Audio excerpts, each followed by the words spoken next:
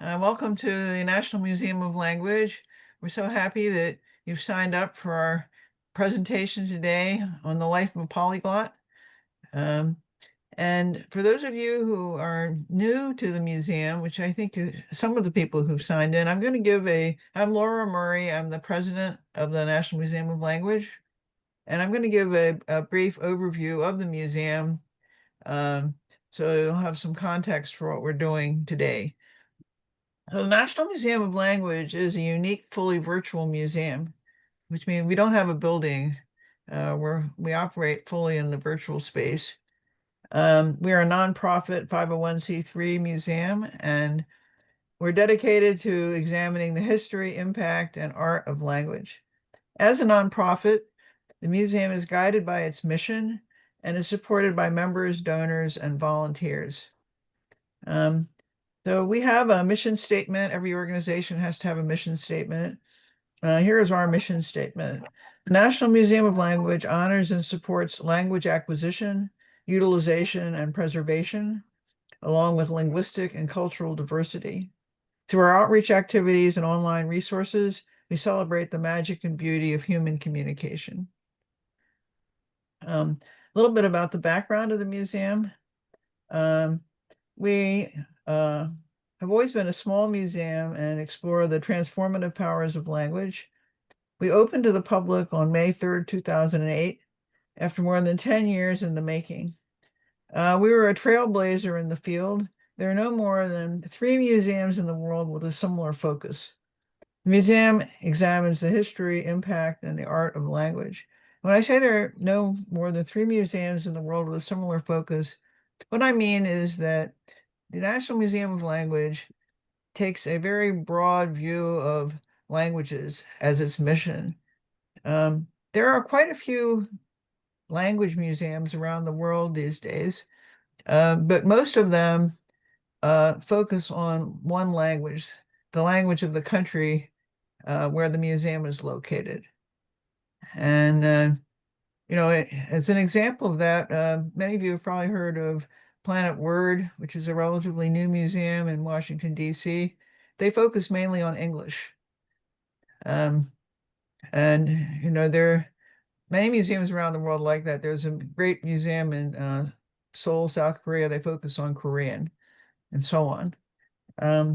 But we look at languages around the world, and our exhibits tend to be multilingual, which you can see when you look at our website. We have a wide range of exhibits and resources for language experts, for students, and for the general public. Most of our exhibits are multilingual, featuring content in the original language as well as an English translation. Some of the content includes children's stories from around the world, poetry from many languages from around the world, and international humor, one of our newest exhibits. We have a robust speaker program on a variety of topics, including today's event. And some of our topics have included vampires and endangered languages. And if you're interested in checking out some of our past speaker programs, you can find links to them on our website. The National Museum of Language is also affiliated with various other organizations of language museums, or just museums in general. So, for example, we are a member of the American Alliance of Museums, which has about 3,000 members across the United States. And we also are a member of a much smaller group called the International Network of Language Museums, which is a very interesting group. We meet virtually about every other month, and they have presentations about the different museums that are members.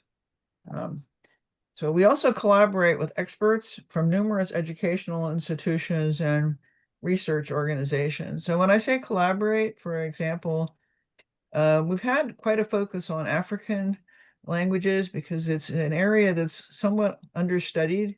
And we have a collaborative relationship with Howard University in Washington, D.C., which is a leader in teaching African languages. So that is all I was going to say about the museum. If Feel free to ask any questions. I see there's a question in the chat from Pat Fisher. And that's fine. Your sister can sit next to you, whatever's convenient for you. So thank you for participating in our event today. So now I'm going to hand this over to Greg Nedved, who's the past president of the National Museum of Language, and he's going to introduce our speaker today, Reggie Hefner, who's going to tell you about how he became a polyglot. So Greg, I'm hand it to you. Oh, and before you start, Greg, we'd like to know where you're coming from. Hi, I'm Jill. I'm the vice president of the museum. So if you'd like, you can drop a note in the chat telling us where you are today. Go ahead, Or Greg. if you want to turn your camera on and introduce yourself, that's fine too. Okay, thank you, Laura, and thank you, Jill. I don't know if maybe first I should let Emily just talk a little bit about how this is going to run in terms of the chat and things like that. Emily, you want to wait until I'm done, or you want to talk now? Oh, you know what? I'll go ahead and talk now so we can turn Okay, good over to idea. Reggie. I'll just wait until you're done and then I'll talk. Great. Yeah, just a couple of logistical notes on the program. So you are welcome to have your camera on or off during the presentation, whatever you're comfortable with. We do ask that to avoid a lot of background noise, that folks keep themselves muted when they're not speaking or actively participating in the conversation. We will be taking, this program is scheduled to run from until about 4:00 p.m. Eastern time. We will be taking a break sometime a little bit before 3 p.m. for about 5 minutes.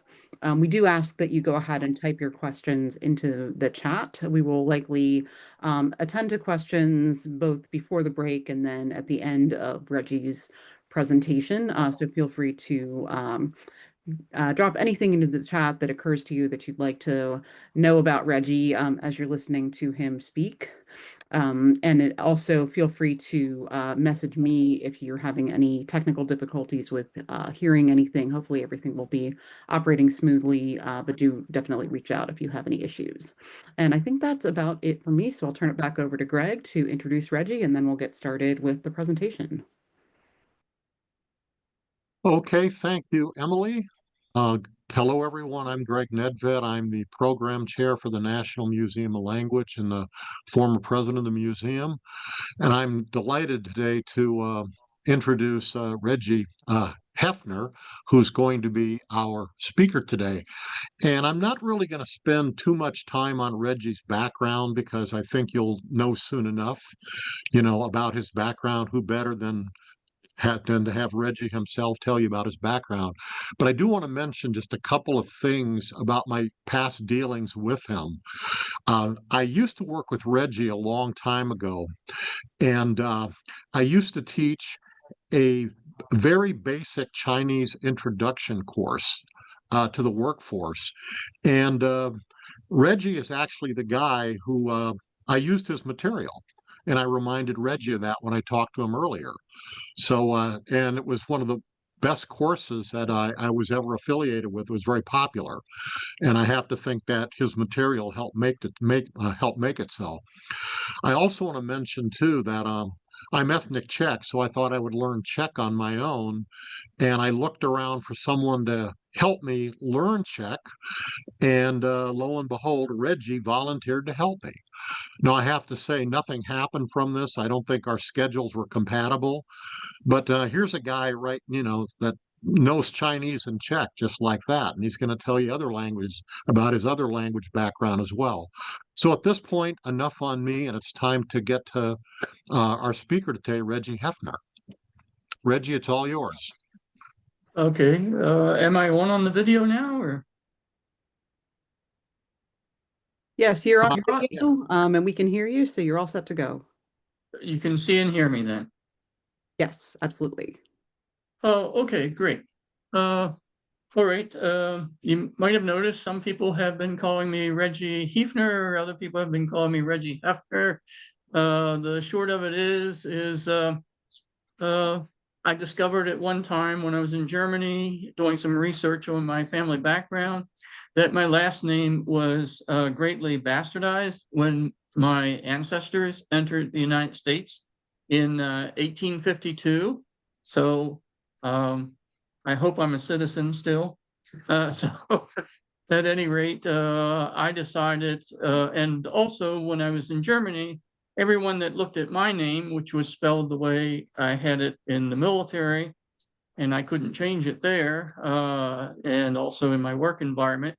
So many who know me from older days know it with two E's. I spell it with one E because every German I ever met looked at my name and immediately said, "Oh, Herr Hefner," and then continued talking to me.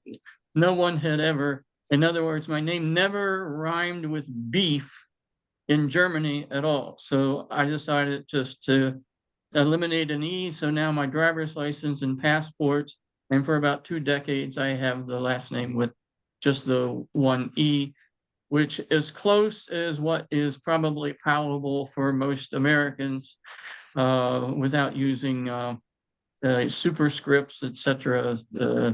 In fact, even the umlaut didn't exist at that time in Germany. They used a small E above a lot of vowels to indicate what is now indicated by an umlaut.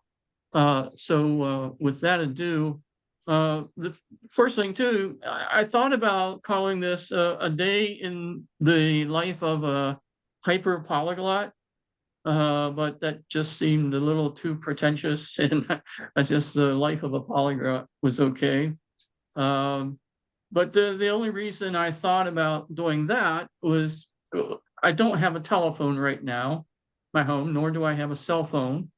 Nor do I own a computer, nor am I on the internet. So that's a story in itself. But when I did have a landline, I got a call one day from a researcher at what he said was an R1 university at Ohio State University. And he wanted to know if he could interview me as a research project that he was doing for a paper he wanted to submit to an academic journal.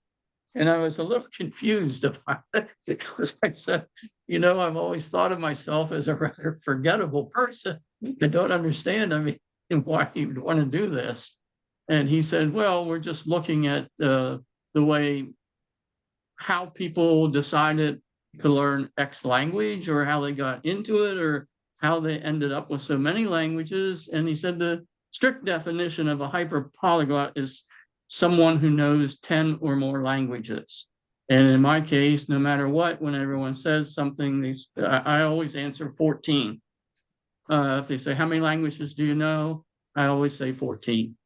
Why? Because most people don't believe me anyhow. So I say, well, it's just 14. So, and even if I studied a language for a bit, like Czech, if I don't feel like I'm really strong in it or comfortable or have formally studied it somehow, I just don't mention it, because otherwise it would create some ridiculous number. So at any rate, right off the bat, you'd say, like, okay, what are these languages that you claim? A lot of people say, well, what languages do you claim to know? So I know Arabic, Mandarin Chinese, Japanese, modern Hebrew, modern Greek, Russian, German, Spanish, French, Portuguese, Hindi, Urdu, Latin, and Sanskrit. So I've run through the list. Has anyone noticed anything so far? Probably that there's more than 14.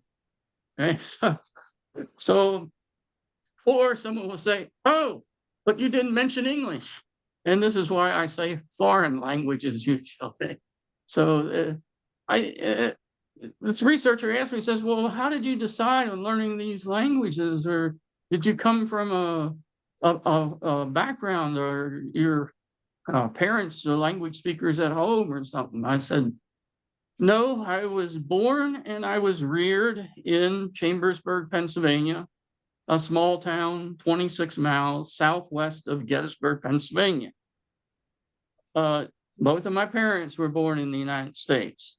Now, my great-grandmother, when I was very young, did speak to me in German in the kitchen. She was the last of the, so we call it native level German speakers in my family, but no one else really wanted to deal with her because everyone was speaking English, and I would sit there for hours and just listen to her talking, and she would teach me how to make her German potato salad, and I would answer her. Apparently, that's what I'm told. I don't really remember it, but that's what I was told later on. And then after she passed away, that was basically it. And until later on, when I pretty much started studying languages by accident. It was an accident, both literally and metaphorically. When I was 6 years old, my friend from up the street had gotten a new sled for Christmas. And he came down the day after Christmas, 26th December, and knocked on my door and said, "Do you want to go sledding?" I didn't even know what sledding was. I had never been sledding before.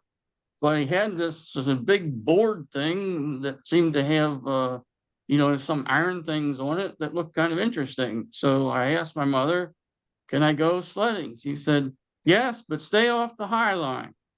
The High Line, if you don't come from South Central Pennsylvania, is the high part where the railroad runs over the roads, kind of like the L in Chicago, the L line. So it's elevated above it with these arcs, and a lot of the bridges there like that were built like around 1911 or 1912, because all of them still have the dates when they were built firmly in the middle of the concrete structure. So of course, I didn't know where we were going or what we were going to do. We get up there to the top. My friend says, "Okay, lie down on this thing." He said, "Grab a hold of the handles." I did that.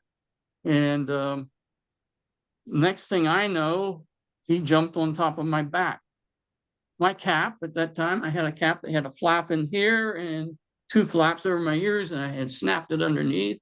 He didn't have any flap on, but he was a lot heavier than I was. And when he jumped on top of me, we went over the edge, came down, and the 2 of our heads smashed into the local wall of an extension to the local fire company and knocked out their brand new bricks. And I was lying there, and I saw white snow and blood. And they whisked my friend, who was on top of me, off of me, because I had no idea how to steer or anything. And they took him to the hospital. They didn't take me because I wasn't bleeding. I was kind of startled, and I got up. I walked home. I explained to my mother what happened. She thought I was lying to her, and then I fell over unconscious. I was in a coma for 6 months then. I woke up for 6 months, and I had some trouble speaking. I slurred my words, and it was very hard to speak, but I could understand everybody. And I also heard my parents talking to someone on the phone about putting me in special ed or something like that. And I didn't want that, because at that time, special ed kids were put in a basement next to a boiler room. And everyone at that time would hope that they just quit, or their parents would withdraw them out of school before 6th grade. And you didn't see disabled kids, special ed kids, anything like that in public. And often they were referred to as attic kids, because some parents would lock them away in attics, so that they didn't have to sometimes even admit they had a child like that. So at any rate, I wanted to be in the regular classes. The reason I wanted to be was before I went to kindergarten, my mother had taught me how to read English. And I could read, actual books in English, and my parents let me read any book on any topic. They didn't care whether it was quote unquote age appropriate or what the content. They just let me read anything because I could read. Now, occasionally, granted, I had to ask my father or my mother what some word meant that I didn't understand, or look it up in the dictionary. But that was before I was in kindergarten. So you can imagine when I went in kindergarten that I wasn't thrilled to learn on the first day that A was for apple. And I told my teacher I could read books, so I knew the alphabet, and she thought I was lying. So I brought my book the next day, and she was disturbed because I was reading my book instead of listening to her lecture about the alphabet and singing the song. So I automatically became the troublemaker. And anyhow, I pointed to the book. I read the things. She realized I could read it. She said, okay, sit over there. I want to see you, but I don't want to hear you. Do whatever you do. And I basically was like little Jack Horner sitting in a corner. Was I have to do a foreign language? Absolutely nothing right now, but I knew what I could do before, and I knew I could understand everybody, and I did not want to be in special ed. So in my 6-year-old head, I thought, oh, really smart people read a lot. So I'm going to go to the library and I'm going to read every book in the library. I didn't realize that this was an impossible task because, of course, I was 6 years old. To me, it just seemed reasonable that I'd be able to read all the books in the library. So, and I also decided, oh, the kiddie books wouldn't do me any good because at that time our library was divided into 2 sections in Chambersburg, Pennsylvania. One section was children's books, right? And the other section were called, and there was a big sign up, adult section. Of course, at that time, it didn't have quite the same connotation that it did later, in the adult section. So there weren't like curtains that you had to go through or a back room or something. It's like that. So at any rate, and I was not allowed to check out as a 6-year-old books from the adult section. So when I got to the library, and this was something because when I woke up essentially from a coma after 6 months, I thought that I just woke up after a day, that it was like 27 December. But no, it was actually 26 June that I woke up. So I was a little disoriented because of the time factor. And I missed my own birthday. So, it was very odd, the whole thing. So at any rate, I didn't know where to start. So I sneaked over to the adult section and I just meandered up and down one road to another road, another road. I had no idea where to start with all this because everything looked so interesting. But so I just randomly, or perhaps it was kismet, maybe serendipity, but I just randomly stuck out my hand, pulled out a book, opened it, and it was like Introduction to Ancient Greek. So I said, okay. So I took the book, I sneaked it back over to the kids section. I created a little fort of books around my table so that no one could see what I was doing in the little fort. I got out a composition notebook that I could write in because I wasn't allowed to check out the book. I figured I would write everything it said in it in the notebook, take the notebook home, and then bring it back each day when I go to the library because, of course, it was summertime. Regular school was over, and I had lots of time to go to the library to do whatever. At that period, parents didn't hover. Kids went out and played by themselves early in the morning until it got dark outside, or until you could hear your mother calling you for supper. So that was about it. So anyhow, I worked on this until I discovered, sort of how it worked. At first, when I was working on this Greek thing, I didn't really know. I thought, oh, it's Greek. And it had these exercises, Greek, English, English, Greek. And I thought, well, okay, it has a different alphabet. So I guess I just put that alphabet, I spell out English words with that alphabet, and I know Greek. Well, so I spelled cat, and I could spell out cat with their alphabet. But then when I looked at the Greek to the English thing, none of it seemed to make any sense. I was like, what in the world is this? It just threw me for a while, and I was like trying to puzzle through it. And then one of the assistants that worked in the library from a local women's college, Wilson College for Women, suddenly peeked over my shoulder and he said, "What are you doing?" Of course, I said, "Nothing," but she says, "I see you're doing something." So she said, "What's that?" And she pointed at this word or something on the page.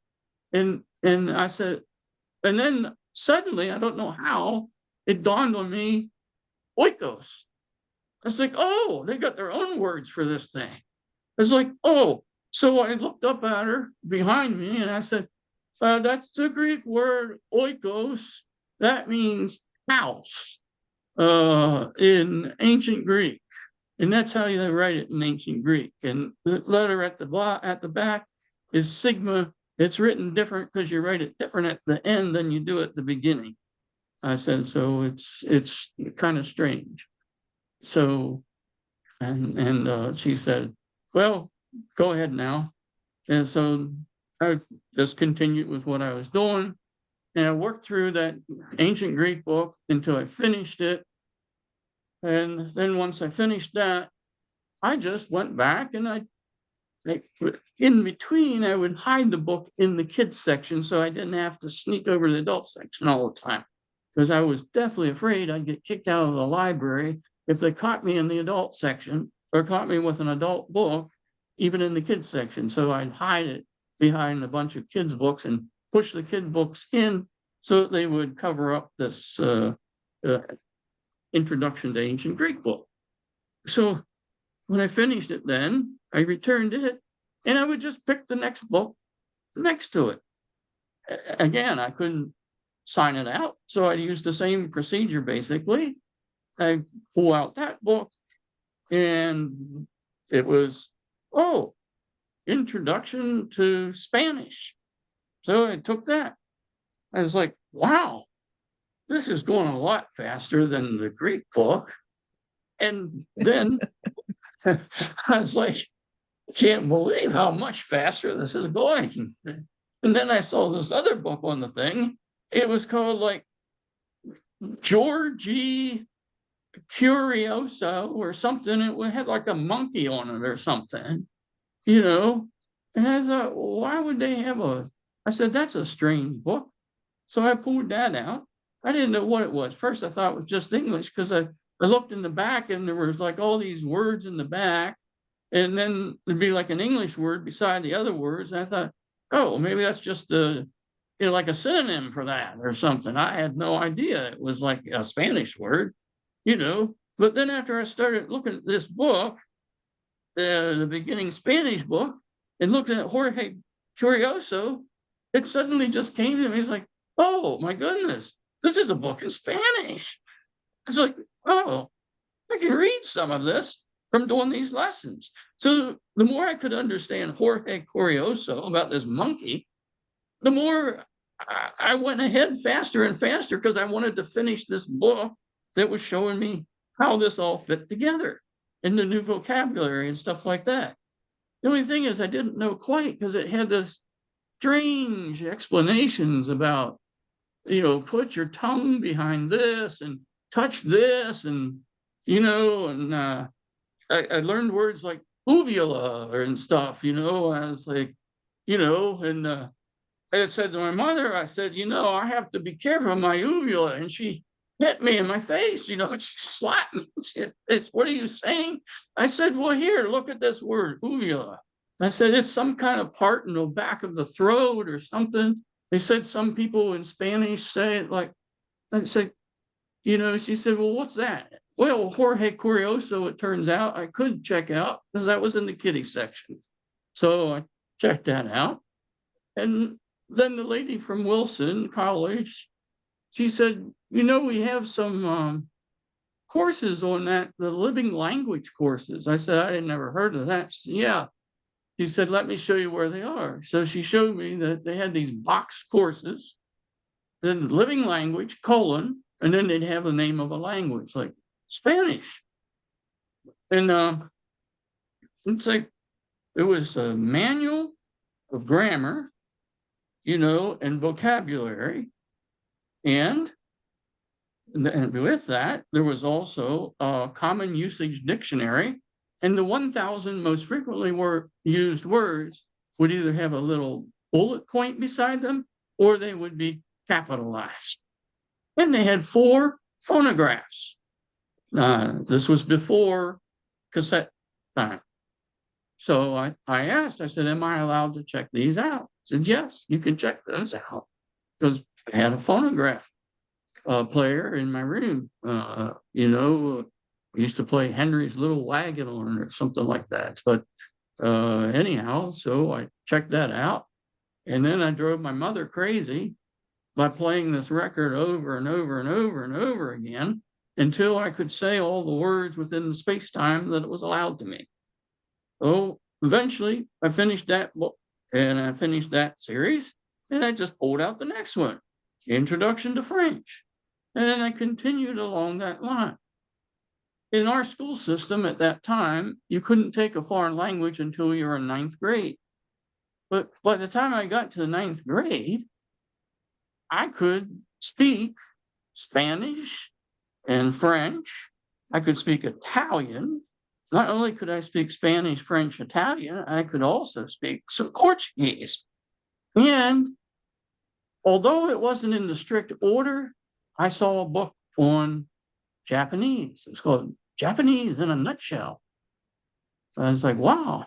And the reason I wanted that was because I had started studying judo at the local YMCA. And my instructor, he had spent over 20 years in Japan when he was in the military, and he was married to a Japanese wife. And sometimes after the classes, I would go to his home and he'd show me all these things about Japan and, things, decorations on the walls and this sort of thing.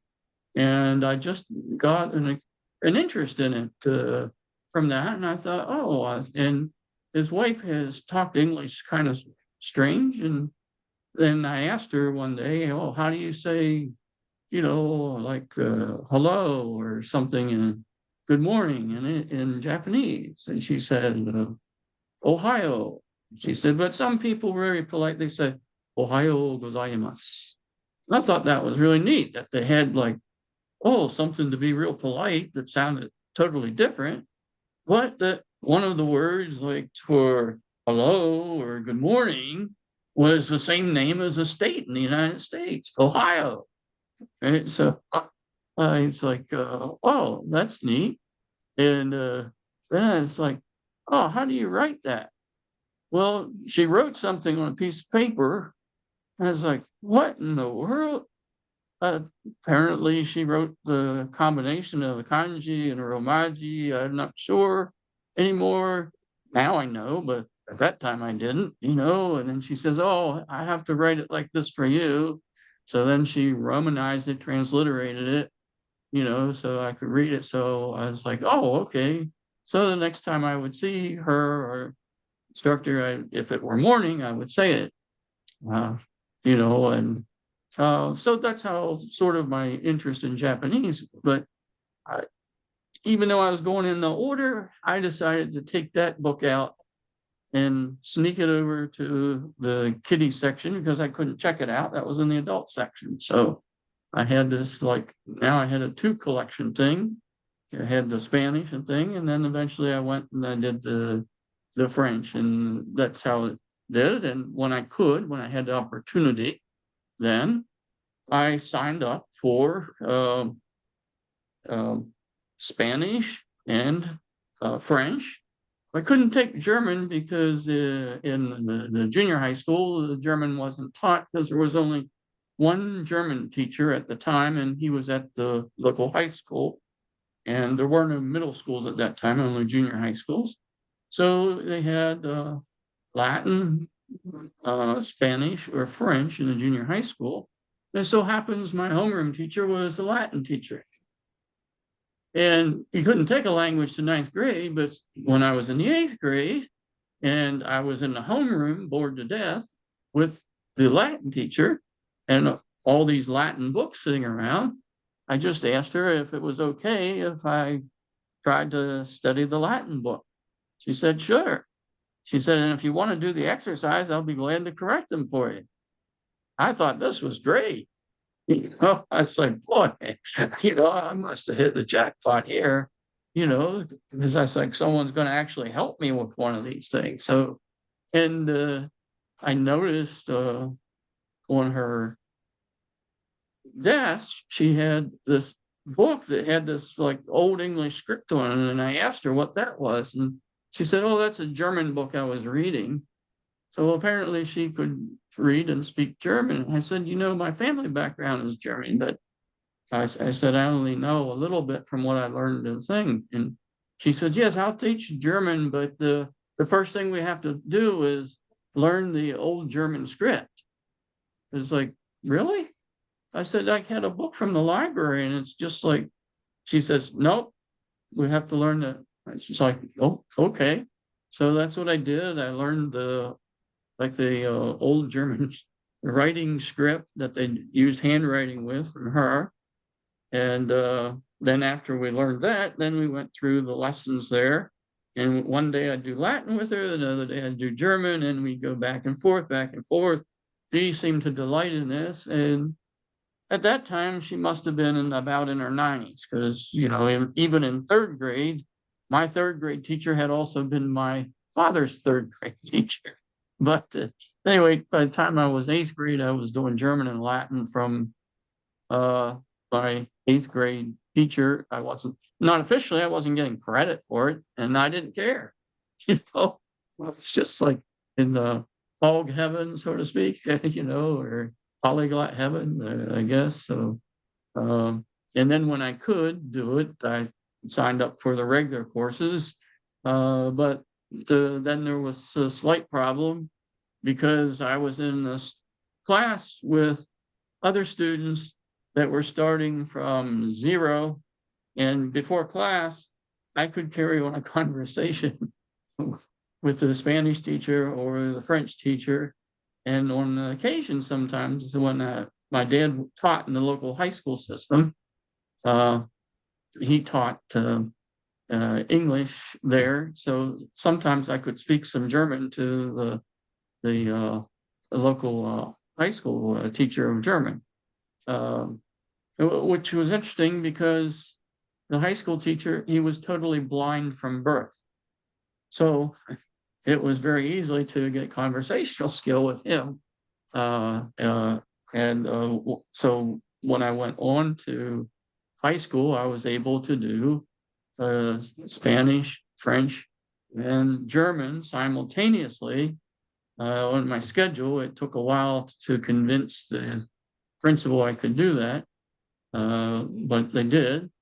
So, and the other thing too, along with the Latin, is my dad, before he was a teacher, when he was in high school himself, he was in the vocational technical track, and he was a sheet metal worker.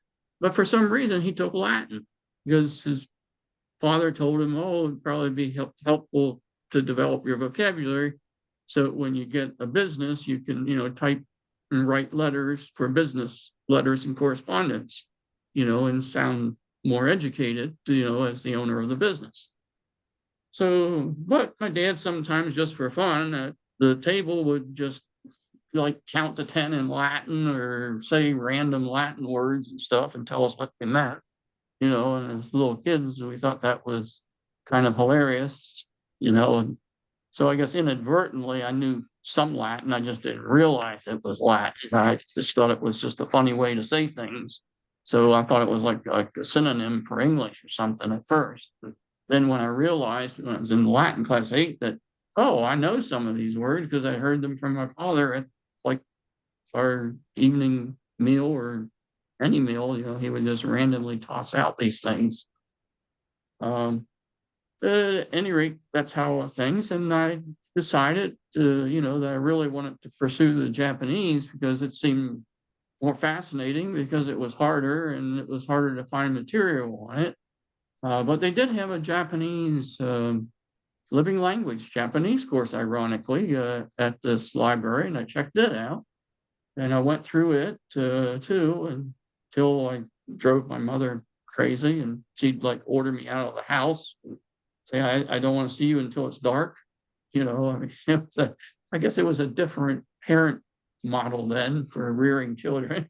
But, so I'd just go roam, but I would take my Japanese book. So if I went to the pool at the local YMCA, I would take my Japanese book with me, whatever. So when I was tired of swimming, I would read a little bit of that. I'd go swim for a while, come back, read my Japanese book, go back. And if we happened to go to Laurel Lake, which had a sandy area of the beach near my home, I would go in the sand and try to make Japanese characters in the sand and that sort of thing to occupy myself. I just thought it was like doodling for myself.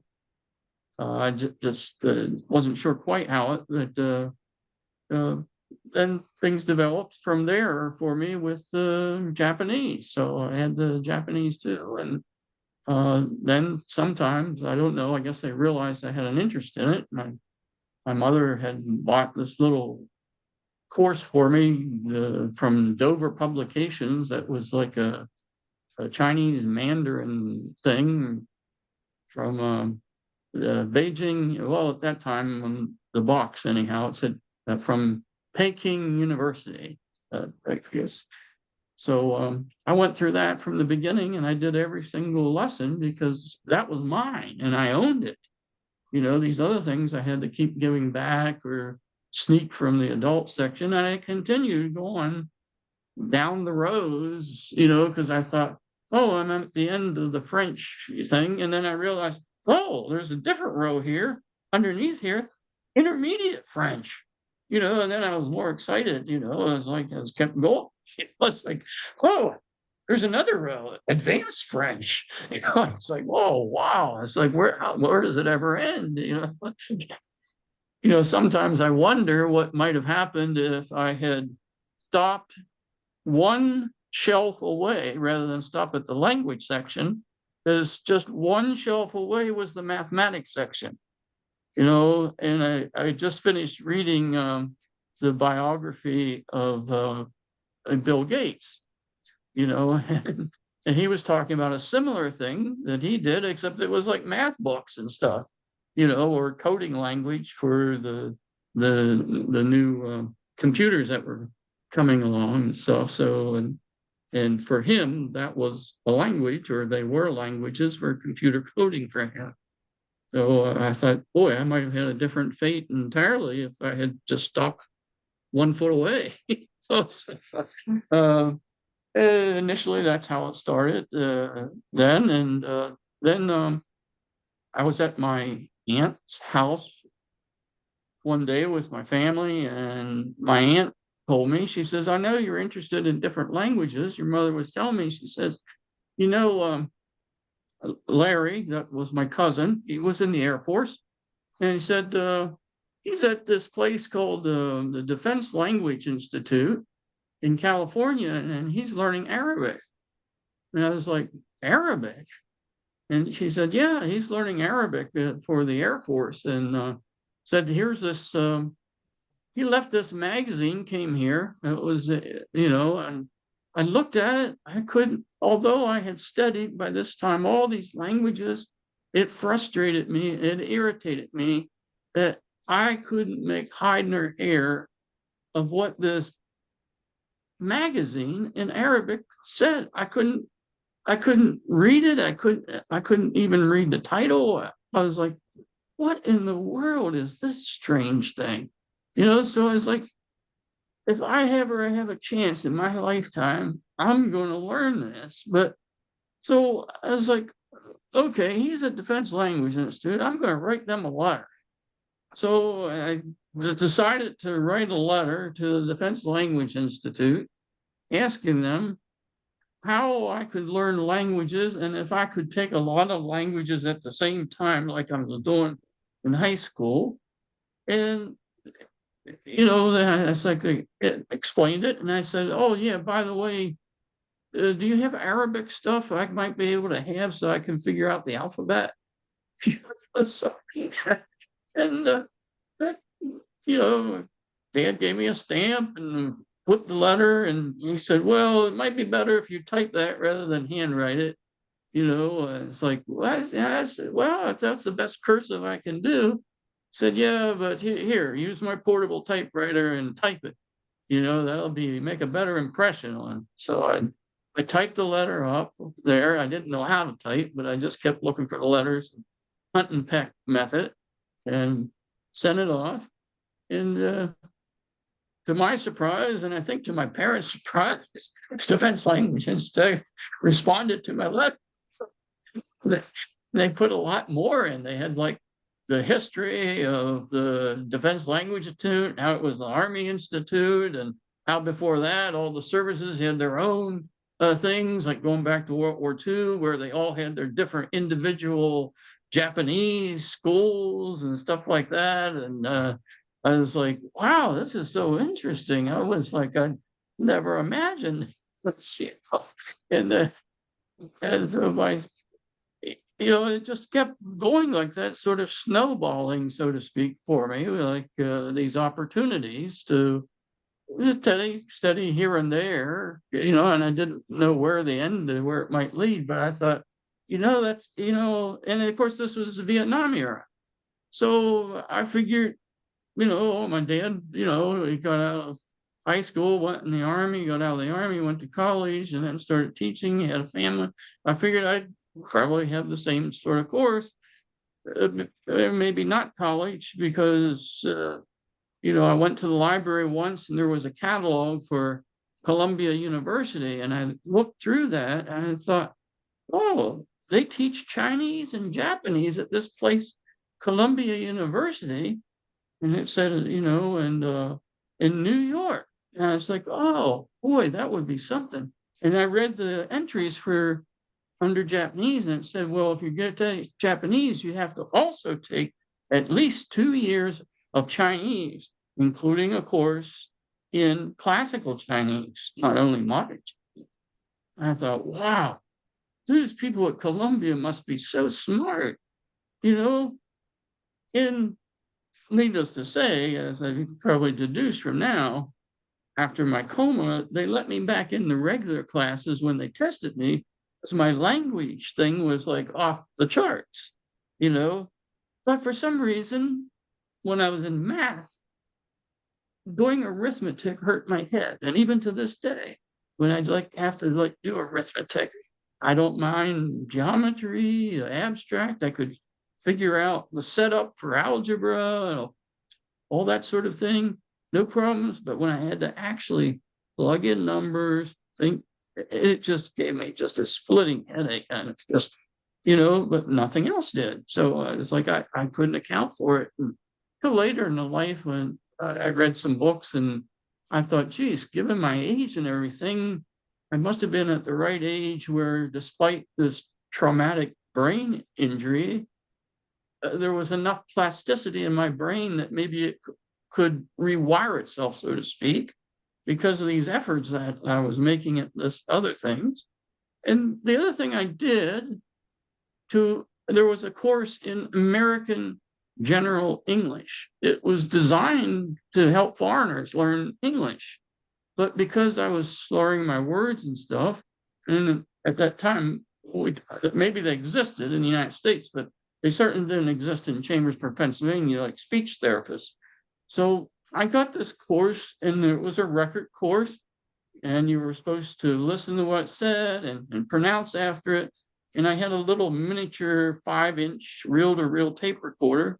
So I'd record myself, I'd say the things, I'd listen to what I sounded like. I just sounded horrible. I could barely understand myself. It's like, no wonder people think I'm a little, well, the word was retarded. No one uses that now, but that's certainly what they used then. You know, so I was like, oh, I said, I got to get over this. So I'd also work on that when I was at home in my bedroom. I would use that American language speech course.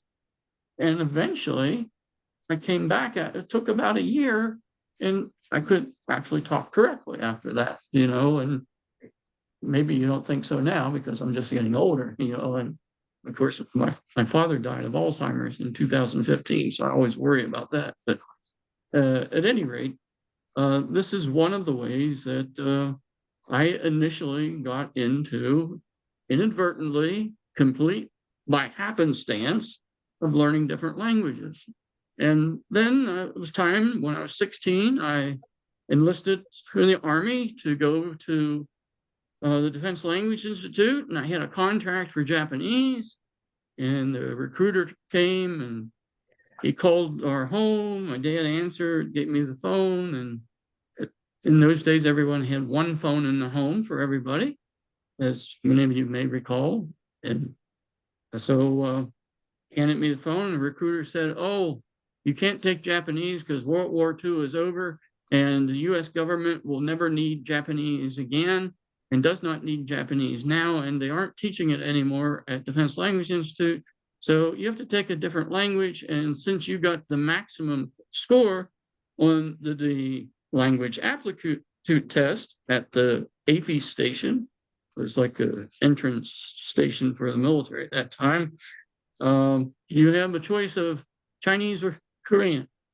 Didn't learn until later that I actually had more choices than that.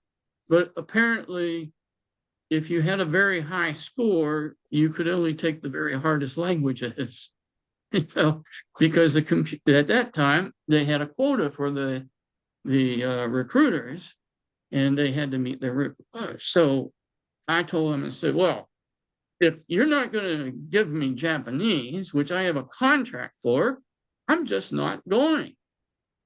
Because, I was a volunteer, and I figured, well, it doesn't matter because they're going to draft me anyhow.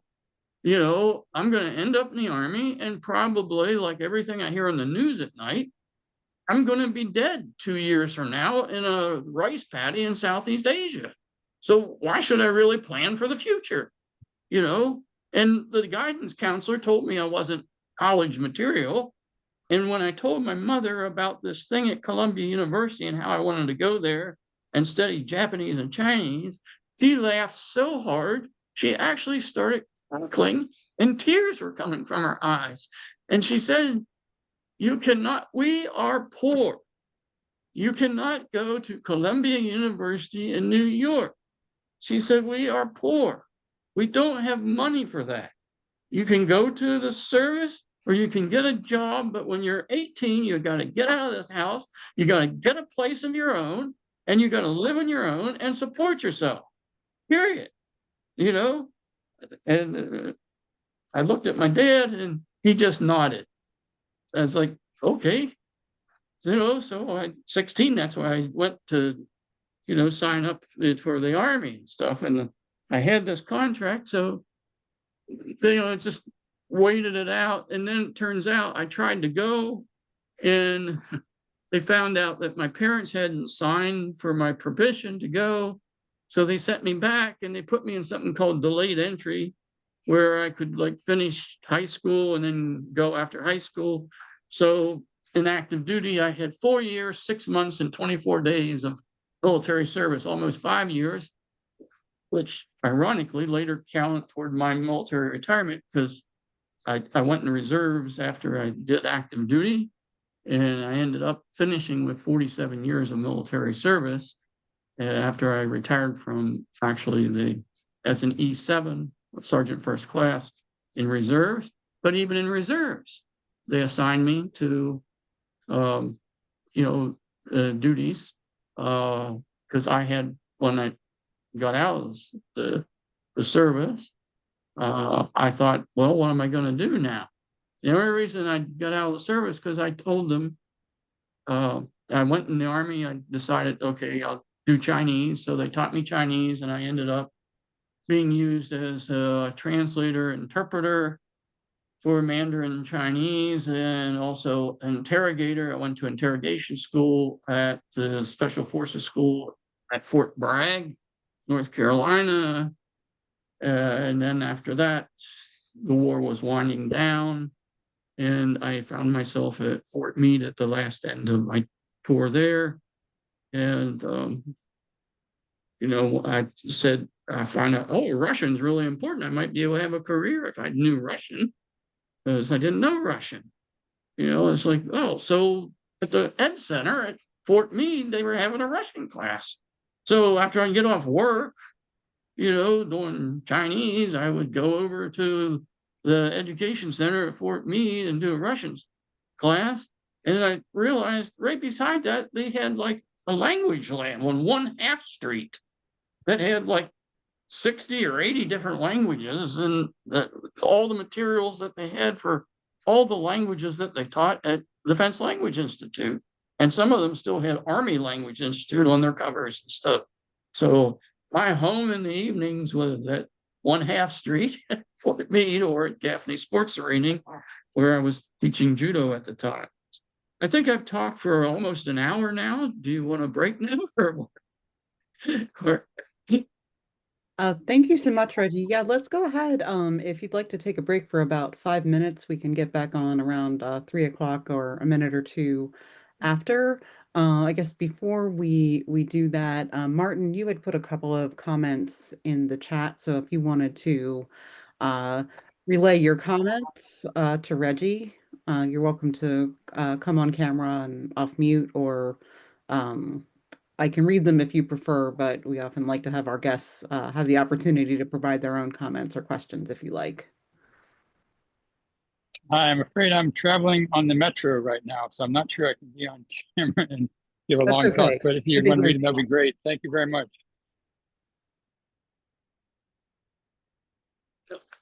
Yeah, so if you want me to read the comment. So Martin said, this reminds me of my early language journey, reading as many books on other languages as I could find in the school library and asking for language dictionaries for my birthday. I remember enjoying going to the library at the college where my father worked and finding books on Amharic and Yoruba, and one with Bible quotes in many languages. I was disappointed when my high school wouldn't let me take more than one language freshman year.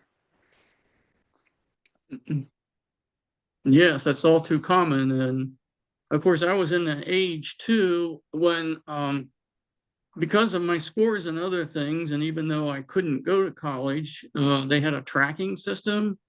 And so they put me in track 1, which was like college prep.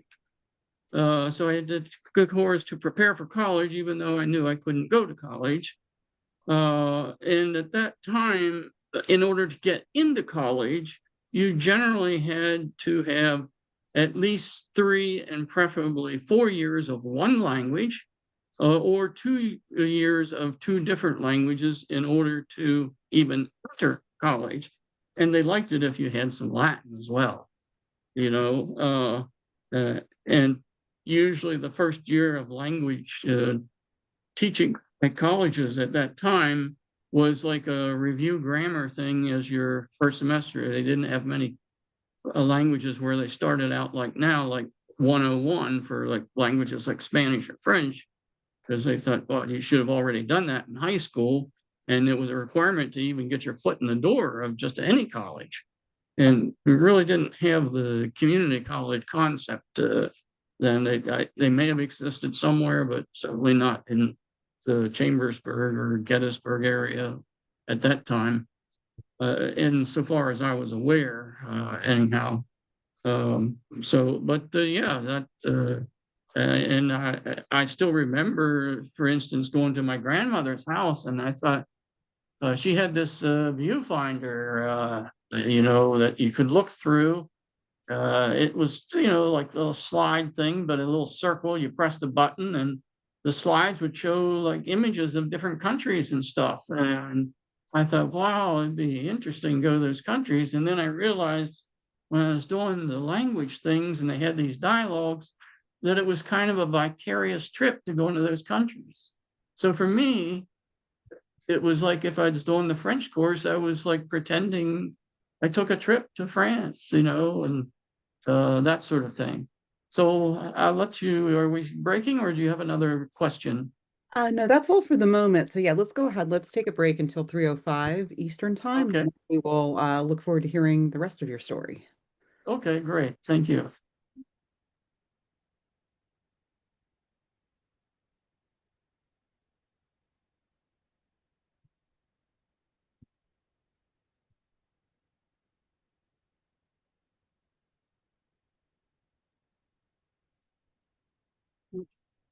Okay, you can see and hear me? Yes. Okay. Hello.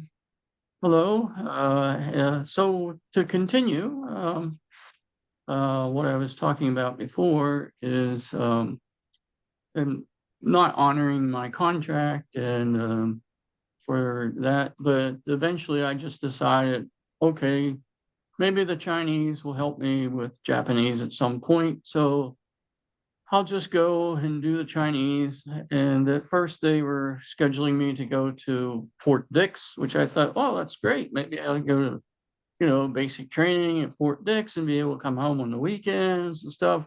And then they said, nope, you're going to go to Fort Ord, California with the 7th Infantry Division, the home of the bayonet. So, okay, fine. So I got my first ever airplane ride courtesy of the U.S. Army. And I got there, I checked in after basic training to Defense Language Institute. And the guy in front of me was waiting there. He was a sergeant. I was E0. I had no rank at all, so I was E0. They had an E0 category at that time, meaning I was nothing. Believe me, the drill sergeants let us know that we were zeros there during basic training as well, because it was basic combat training. So that it's a whole other story. I won't go into that. But so I asked him, I said, oh, Sergeant, I said, well, what language are you going to be studying here? And he said, Japanese. So, of course, myself, I said, oh, they don't teach Japanese here anymore. The U.S. government doesn't have any need for Japanese linguists anymore. And they said they never will in the future. He said, well, that's funny because my orders here say that my Japanese course starts tomorrow. And he showed me his orders. Sure enough. So it turns out my recruiter lied to me. Not only was that devastating to me, because I had this whole thing mapped up in my head, how I was going to learn Japanese, go to Japan, homestead there, get out of there, go to study at a Japanese university, marry a beautiful Japanese woman, have like a dozen kids, and teach at a famous Japanese university. I had no idea who Donald Keene was at that time, but apparently his life went something like that, but not quite. But and he actually did, but he went to Navy language school, not ELI. So I spent the next 6 months trying to get out, but I figured, well, as long as I'm here, I might as well do my best I can, and because it might help me with Japanese eventually. But I just kept studying it. I'd do all those stuff for my Chinese, and on the weekends, and when I got done, it was kind of the ALM at that time, audio lingual method. So we had to memorize these long dialogues to recite in the morning. And to this day, I can still remember some of the dialogues we had there. And some of them, like lesson 1 was Jaisher Shema, what is this? Jaisher Shou Chang, this is a pistol. Nature Buchang, that is a rifle. And what is Captain Zhang doing? Well, he's reconnoitering the enemy airfield. Oh, that was lesson 1. You can imagine what lesson 2 was. Ho John Paul, what's there? So I finished the 47-week basic course. I ended up as an honor graduate of the Chinese course, and most of my friends, ended up going all over the world. So I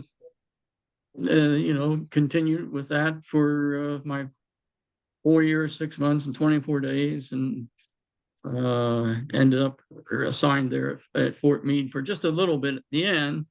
And then it was time to reenlist. And at that time, when I was ready to reenlist, there was a $20,000 reenlistment bonus for Chinese linguists. And I thought, oh, this would be great.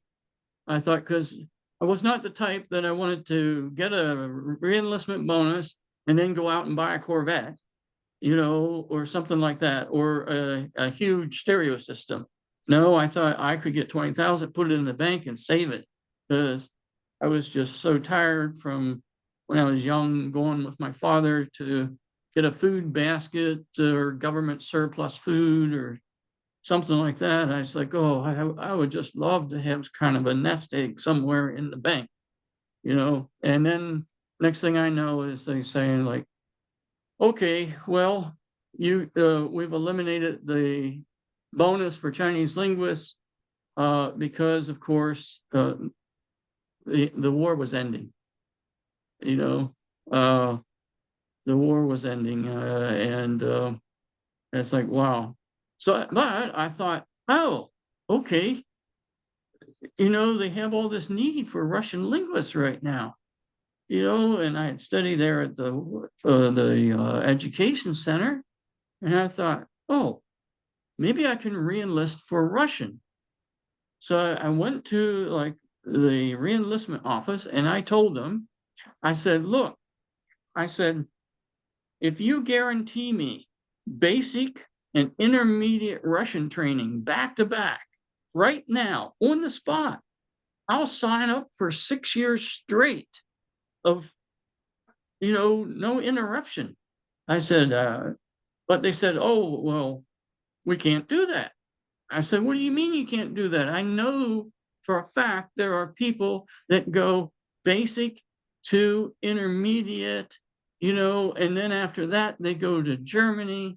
And I thought, wow, what an opportunity that would be to be in the middle of Europe, to be able to use Russian as a job and be able to travel around all over Europe as using Germany as a springboard where you could like go to France on a weekend or go here or there. And it's like, oh, I want that. And he said, you can't have that. He said, the reason you can't is we have no evidence that you could make it through basic Russian. I was like, what? I said, first of all, I was an honor graduate of Chinese. I'm a Chinese linguist. I got 3.3 on my defense language proficiency test. I said, not only that, other places in the government tested me as higher than 3.3, you know, because they actually spoke to me. You know, it wasn't just listening and writing. They actually listened and talked to me, you know, and they said I was like close to 4, you know, then at the time. So, and he said, well, he said, we don't have any evidence of that because there wasn't anything written about the other place that tested me. I said, no, they don't give you anything, you know. I said, I can't go because I'm still have military obligations. I was like, well, okay, what can you? I said, can I take he said, you can take beginning Russian. I said, well, is there a bonus for that? No, you have to learn it first, and only if you know it and do well in it. He says, and then you'd have to re-enlist after. I said, no, I don't want to do that. So even though I had planned on staying all along, I had planned on being what we called a lifer in the military then, my whole world was turned upside down and I just decided to get out of the Army. I said, no. I said, I'm just going to get out. So as a result of that, I basically got out of the Army and I spent the next 6 months as a homeless person living in Beltsville State Park. I know that it seems like an odd beginning for a multilingualist and someone had served in the Army, but at that time, nobody would rent an apartment to me because I had been a sergeant during Vietnam in the Army. You know, and you know, the big thing in the news at the time was My Lai massacres and all this thing. And it's a little bit later vintage, 80s vintage, but people thought I might go like coastal was the term at that time. You know, like recent events here in the US. So, you know, I was there living in Beltsville State Park, selling my blood plasma for $5 each week so that I could go to the junior hot shop in Hyattsville in its strip mall there and get an all-you-can-eat meal. And then I would just drink water from then on and spend the evenings with the other veterans in the Beltsville State Park, eluding police trying to go through the park because we weren't supposed to be there and we didn't have any other place to go. So it was like, oh, we can put our military training to use, and if we had really wanted to, we could have done a lot of damage, but we just wanted to sleep basically, and so that's what the next 6 months was like. And till finally I said, well, it was getting to be more toward winter. And I said, well, okay, I'm going to check in to see maybe if I can learn language here at University of Maryland, University College, say something like that. And they said, yes. So, I said, hey, I have a lot of stuff I did in the military. They said, well, we'll evaluate that and maybe give you credits for military school. So they evaluated me and and I told the guy there, I said, this might be a waste of time because my guidance counselor in school told me that I wasn't college material. So what do you think? And he said,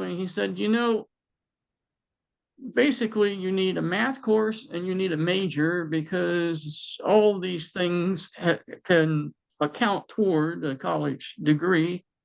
And not only that, was if you really apply yourself, you could possibly finish in like a year. I said, nah, that's not possible. I've never been to college before. And he showed me, he mapped it out. He said, you'd have to go to night school and day school. I didn't even know what semester really meant then to me because I hadn't been in a college environment.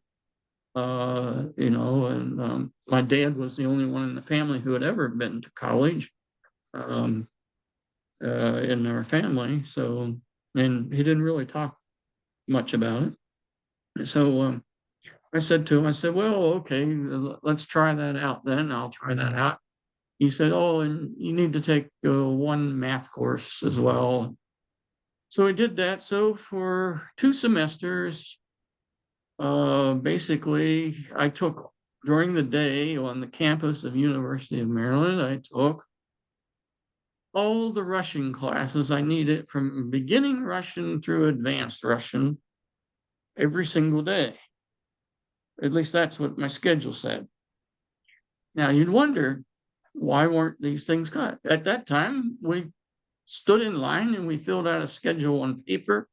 We handed it to someone, they put the schedules together, and when it was time, you just started and they showed up on your teacher's schedule is typed in as who's supposed to be in the class.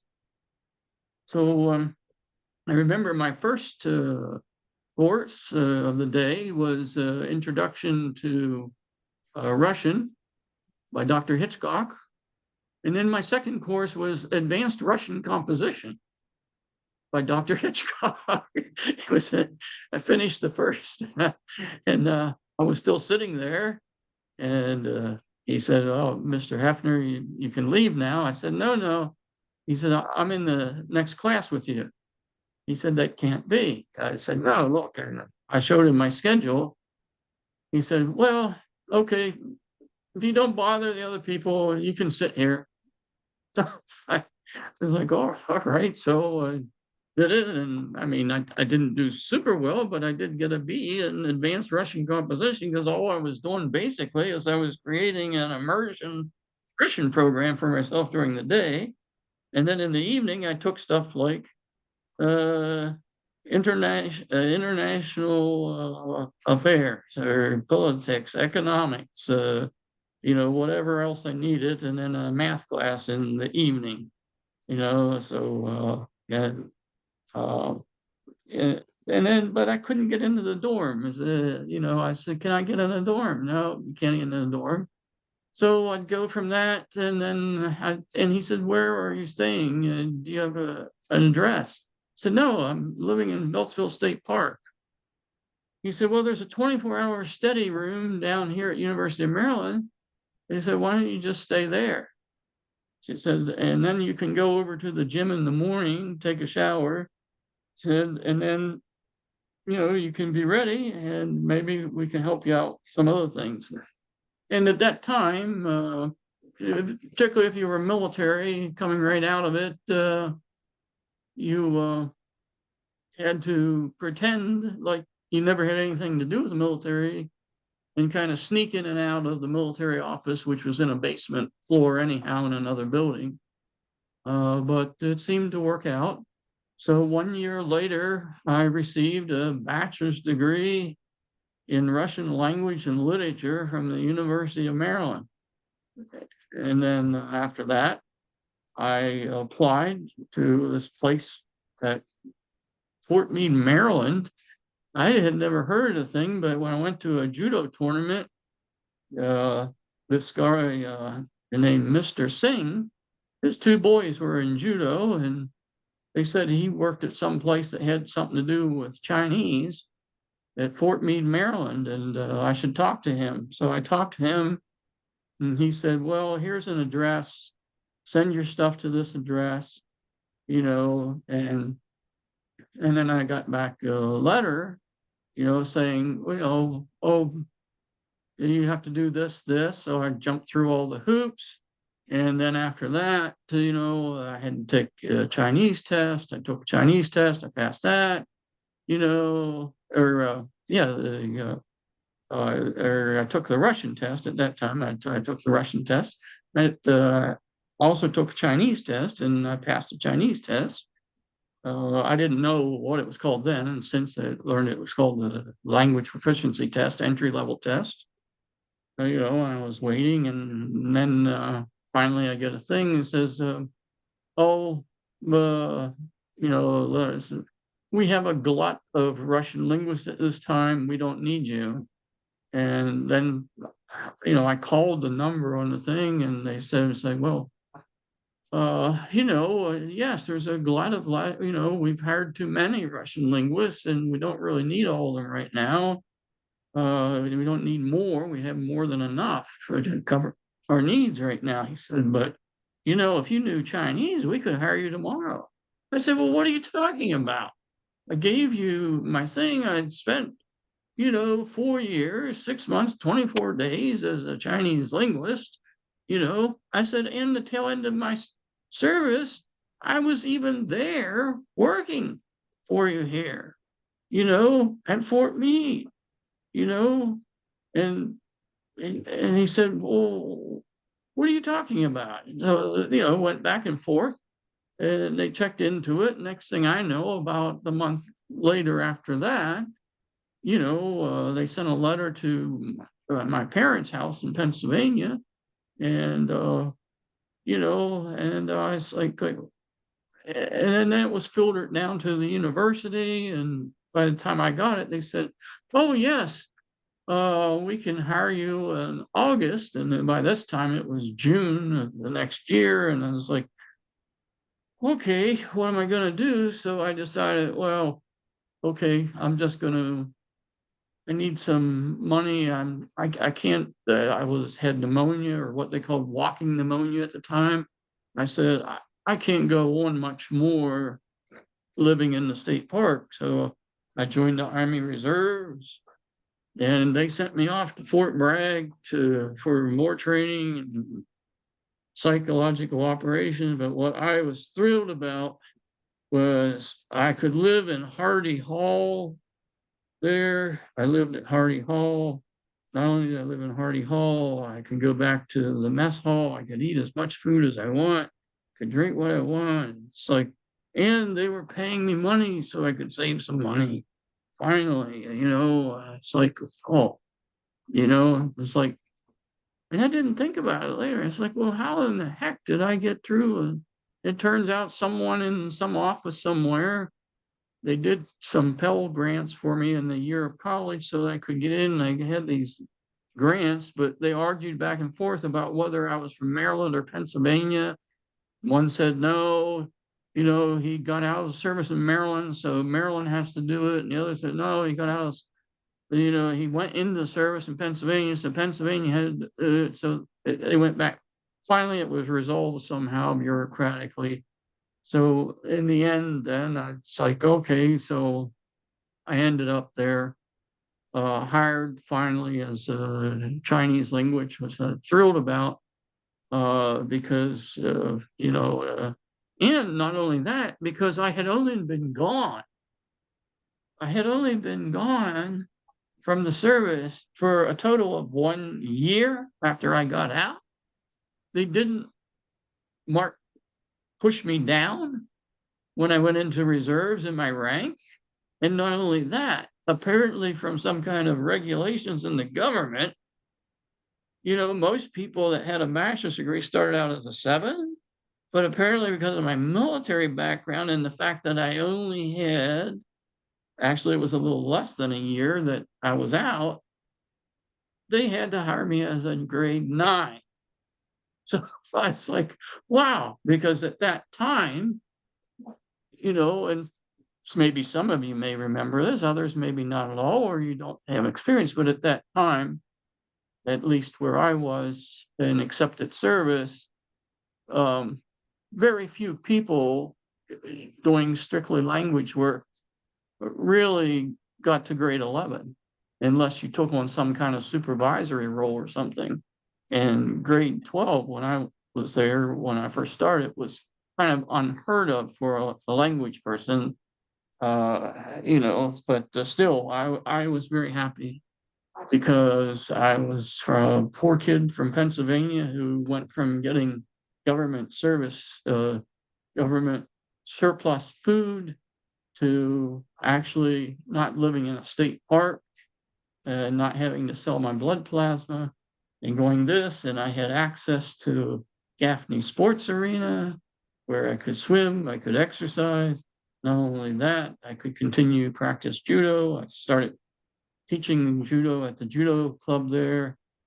And by 1976, because I was in the Army technically, but I also continued to compete in judo, I ended up as an alternate at the 1976 Olympic Games in Montreal as an alternate. I lost to Joe Boast in the lightweight division in the trials, and he went, and I was still. I looked at myself as kind of a failure for a long time after that, because of that, because I wasn't really on the team. But later in life, one of my students said, yes, but how many people get to be an alternate in the Olympics? And I never really thought of it from the perspective. And I had that wonderful place on 1/2 street that I could go in the evenings, and they had all this language material that I could go and study all kinds of weird and strange languages that most people had never heard of, or also they had all of the recordings and everything for the Eleanor Hart's Jordan Japanese course and stuff. So, still to this date, I still have no bachelor's degree or master's degree or a PhD in Japanese. I have nothing. Yet by 1989, I ended up as a Japanese to English interpreter at the U.S. Embassy in Tokyo, Japan, by dint of my own efforts until I got to very high level of Japanese. Because I won't say more on that, but it was quite a struggle, but I kept working hard at it. And I also had an opportunity during those years as well to go to Johns Hopkins in Washington, D.C. during the summer in a program called SLANG, Summer Language, called SLANG, and study intensive Japanese course 3 summers in a row. And I finished in the advanced thing, but all of those credits turned out to be, so in the end, they only had graduate credits. So I ended up having, they don't have graduate degrees there, but graduate credits. So I ended up having 21 graduate credits in Japanese. So when I had my job, every Friday, I would go to Berlitz Language School in Baltimore to learn how to speak Japanese and get better at it. But they had a minimum of 2 hours, and at that time it was like $80 an hour, I think, if I remember right. So it was quite a bit. So it was tough financially for me to do it, but I thought, well, why not? That's really what I want to do. And I went there, and because I did that, later on when I was tested, I took the test in Japanese, the language proficiency test, and I didn't know how I'd do, but I got back this little slip that had a little box that said needs, check mark, fail. I had no idea what that. I thought, okay, I failed, but that's not telling me much. I was like, okay, what needs do I have? So I looked on the paper and saw a name there. I thought, well, I'm going to write to, I recognized that, it's like, okay, I'm going to write to that woman that signed that. And I wrote a letter saying, hey, what needs do I have and how can I improve?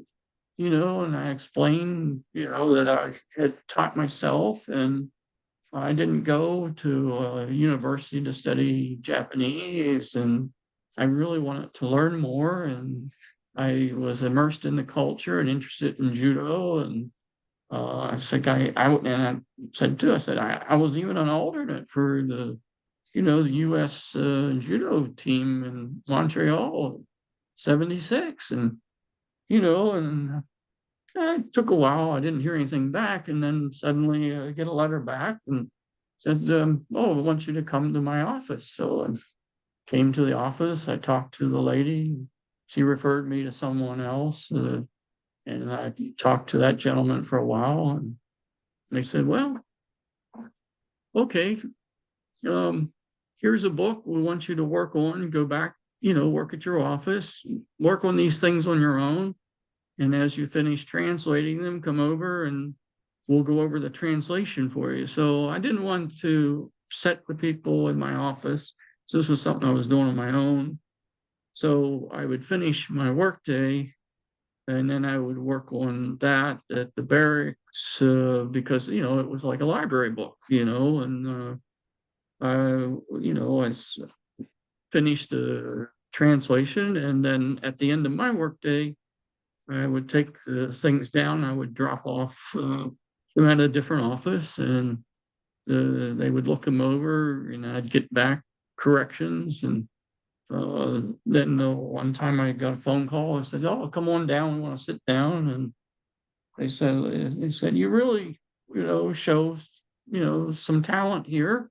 We didn't think that you would go as far as you did because they thought I'd just finish a couple lessons, and I finished like half of the book and had it all translated out, and stuff. And so, one guy was very nice. He sat down and he went through each one of them with me and explained not only that it was wrong, but why it was wrong and how it was wrong and how the correct translation differed from mine and why it differed from mine. And I thought, man, this is really great when you can actually have a teacher explain this stuff to you, you know. So I didn't think much about it, and then later on, I find out that the guy that was explaining to me was formerly, ironically, had been a PhD from Columbia University. So I thought, wow, I was like, I still got to Columbia University education in Japanese without being, going to Columbia University. And I said, well, I probably would have never made it into Columbia anyhow, because I certainly couldn't have afforded it. But, and then also I was understanding better the complications of why my mother was laughing so hard at me about wanting to go to Columbia University when I was younger. So then I had these other opportunities as well around, like, if they saw it, one thing or another. Even when I was in elementary school, we had some kids when I was in 5th grade that it was kind of the similar thing. They were put in my grade in 5th grade, but they thought they might put them in special ed because they said they couldn't understand anything. And when I listened to them, I could understand a little bit that they were from Greece. So I tried to pronounce like ancient Greek words to them, and they kind of laughed at me, and I wrote it and then they wrote. So we realized that we could communicate kind of in a little bit of ancient Greek, but I realized, oh, they speak modern Greek. And I found a Berlitz phrase book in modern Greek, and each day I would show them a phrase, they would pronounce it for me, and then I would pronounce the English, they'd pronounce the English, and then we'd correct each other. And then afterwards, after a while, about a year later, I could talk to them in Greek, no problem.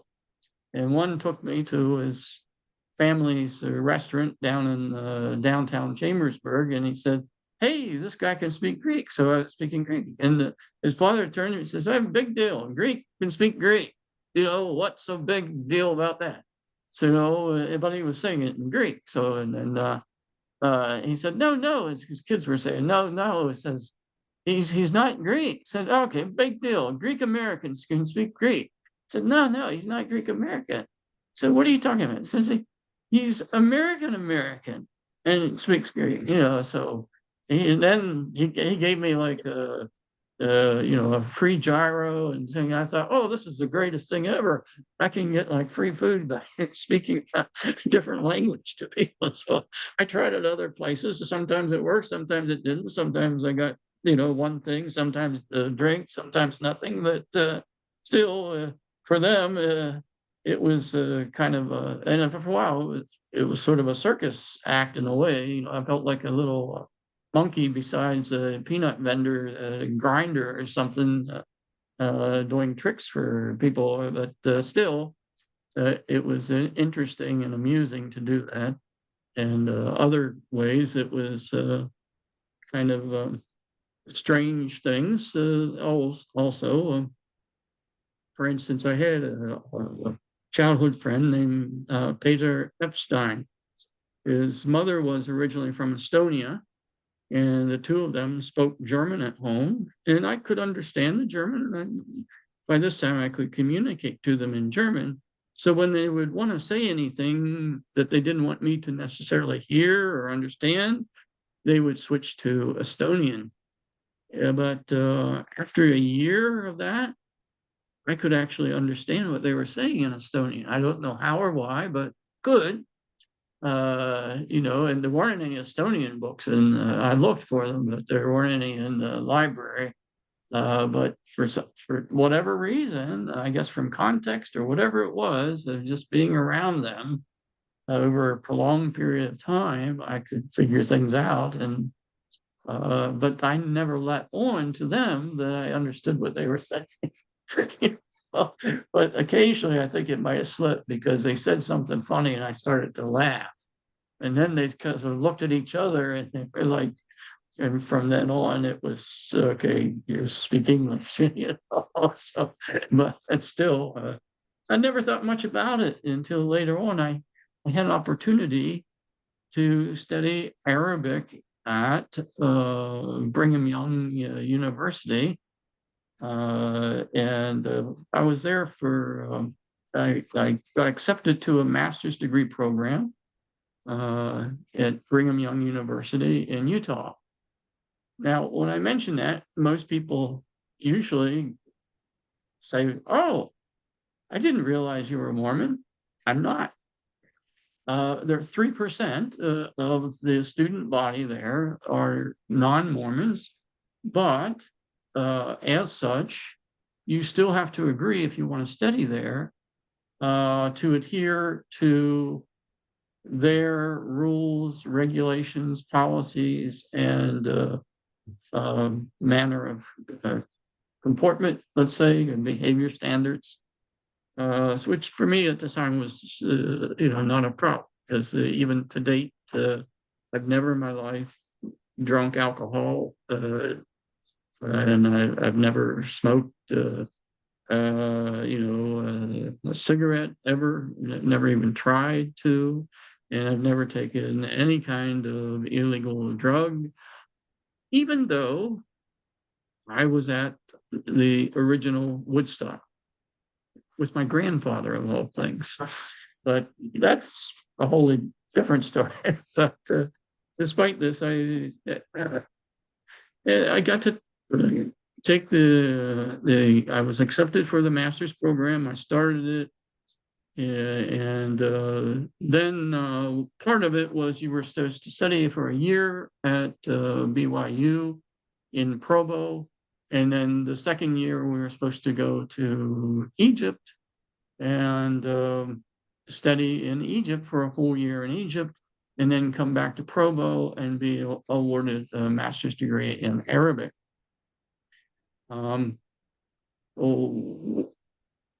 Why did I choose Arabic? Well, because when I was studying Russian at the University of Maryland, I needed an elective course. For the first time, they offered that Arabic course. And in the first semester, they had 25 students sign up for Arabic.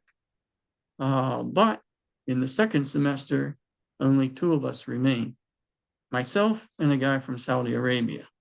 And the instructor decided, instead of using the textbook, we were just going to read and translate the first chapter of Alf Layla wa Layla.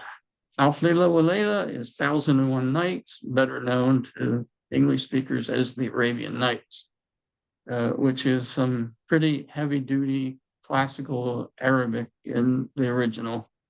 So that was tough.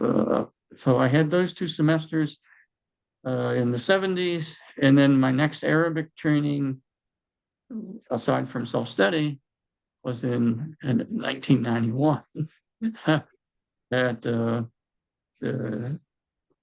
BYU for a FORSCOM Army refresher course in intermediate Arabic. And so I went from 2 semesters of Arabic to in the 70s to taking in the 1991 intermediate Arabic for 2 weeks of Army Reserve training as a Forces Command refresher course. And then from there, I jumped to 2003 and to 2004.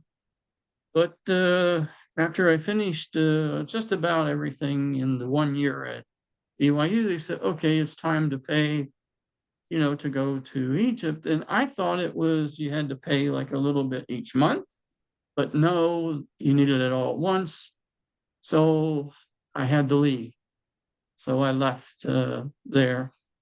And along the way of all this, I had an opportunity in 1982 to apply to a place called Middlebury College in Vermont. I'd never heard of the place, didn't register, but apparently they had these, intensive language courses where they didn't let you read, speak, listen, or do anything in any other language except for your target language while you were there. And I thought, wow, that would be quite, that's like the old Army language school method. By the time they switched to DLI, it's so many people coming through, and logistically, they couldn't have like all the people that doing Chinese in the same thing. And ironically, I was on a floor with mostly Russian linguists, and they wouldn't let me get my mail unless I asked them in Russian, do I have any letters? Because people wrote letters in those days, actual physical letters with postmarks and stamps. Anyhow, I applied for this thing and I was rejected for it. That really hurt, but despite that rejection in 1982, by 1989, by dint of my own efforts, I ended up as a Japanese English interpreter at the U.S. Embassy in Tokyo, where that was the Japanese story. But with Arabic, I continued then working on my own. But I thought one of my teachers there in the courses that I took in the year I was there, her name was Connie Cannon. She suggested that I apply to the Arabic program there at Middlebury. And she said it's a 9-week program. And she told me pretty much exactly what I just said about it. And I was like, well, so I wrote to them. I got an information thing and they said, fill out this paperwork and send your paperwork there and apply. And, I told them what I had done for Arabic. And even at one point, I tried this methodology. It was in Rockville, Maryland. I went after work, called Lozanoff method.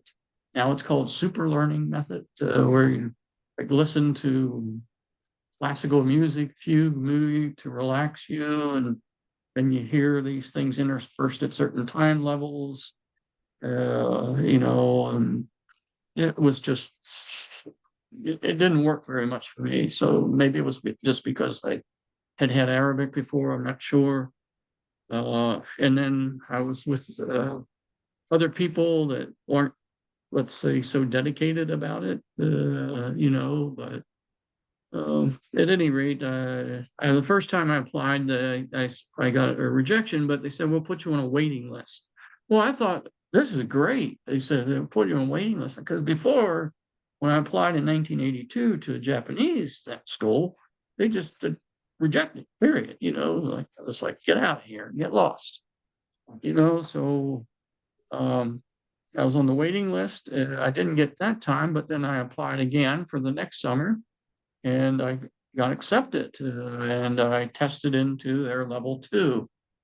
After that, I went for next summer. And at the end, I ended up going to the Arabic program, 5 summers of 9 weeks of intensive immersion training in modern Arabic.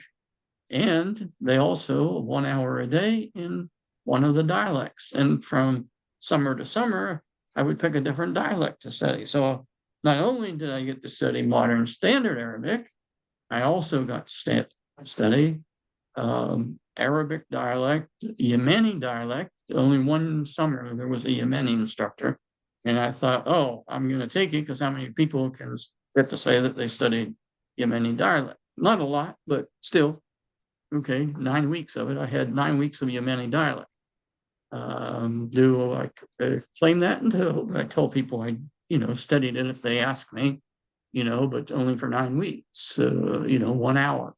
So I had, 9 hours of Yemeni dialect, but also had the Moroccan dialect, as well as the Levantine dialect, both Lebanese as well as Syrian. It was funny, generally they call it Levantine, but the people from Syria insist that they have a different dialect than the people in Lebanon and vice versa, but yet they're mutually intelligible, as well as those from Jordan, who of course claim they have a special Jordanian dialect. In the end, it's all mutually kind of intelligible if you can make some adjustments in your head, and sometimes it's like they'll speak modern standard but pronounce it as though it were Egyptian dialect, particularly for Egyptians trying to speak modern standard when they speak to you. And then after 5 summers in there, they started the first ever Arabic master's course at Middlebury. So although I didn't finish a master's degree in 2004 at BYU, I got to start a master's degree in 2012 at Middlebury. And I went the first summer, and then they tested me on actual test, speaking test. So it would be an independent test, not connected with Middlebury at all.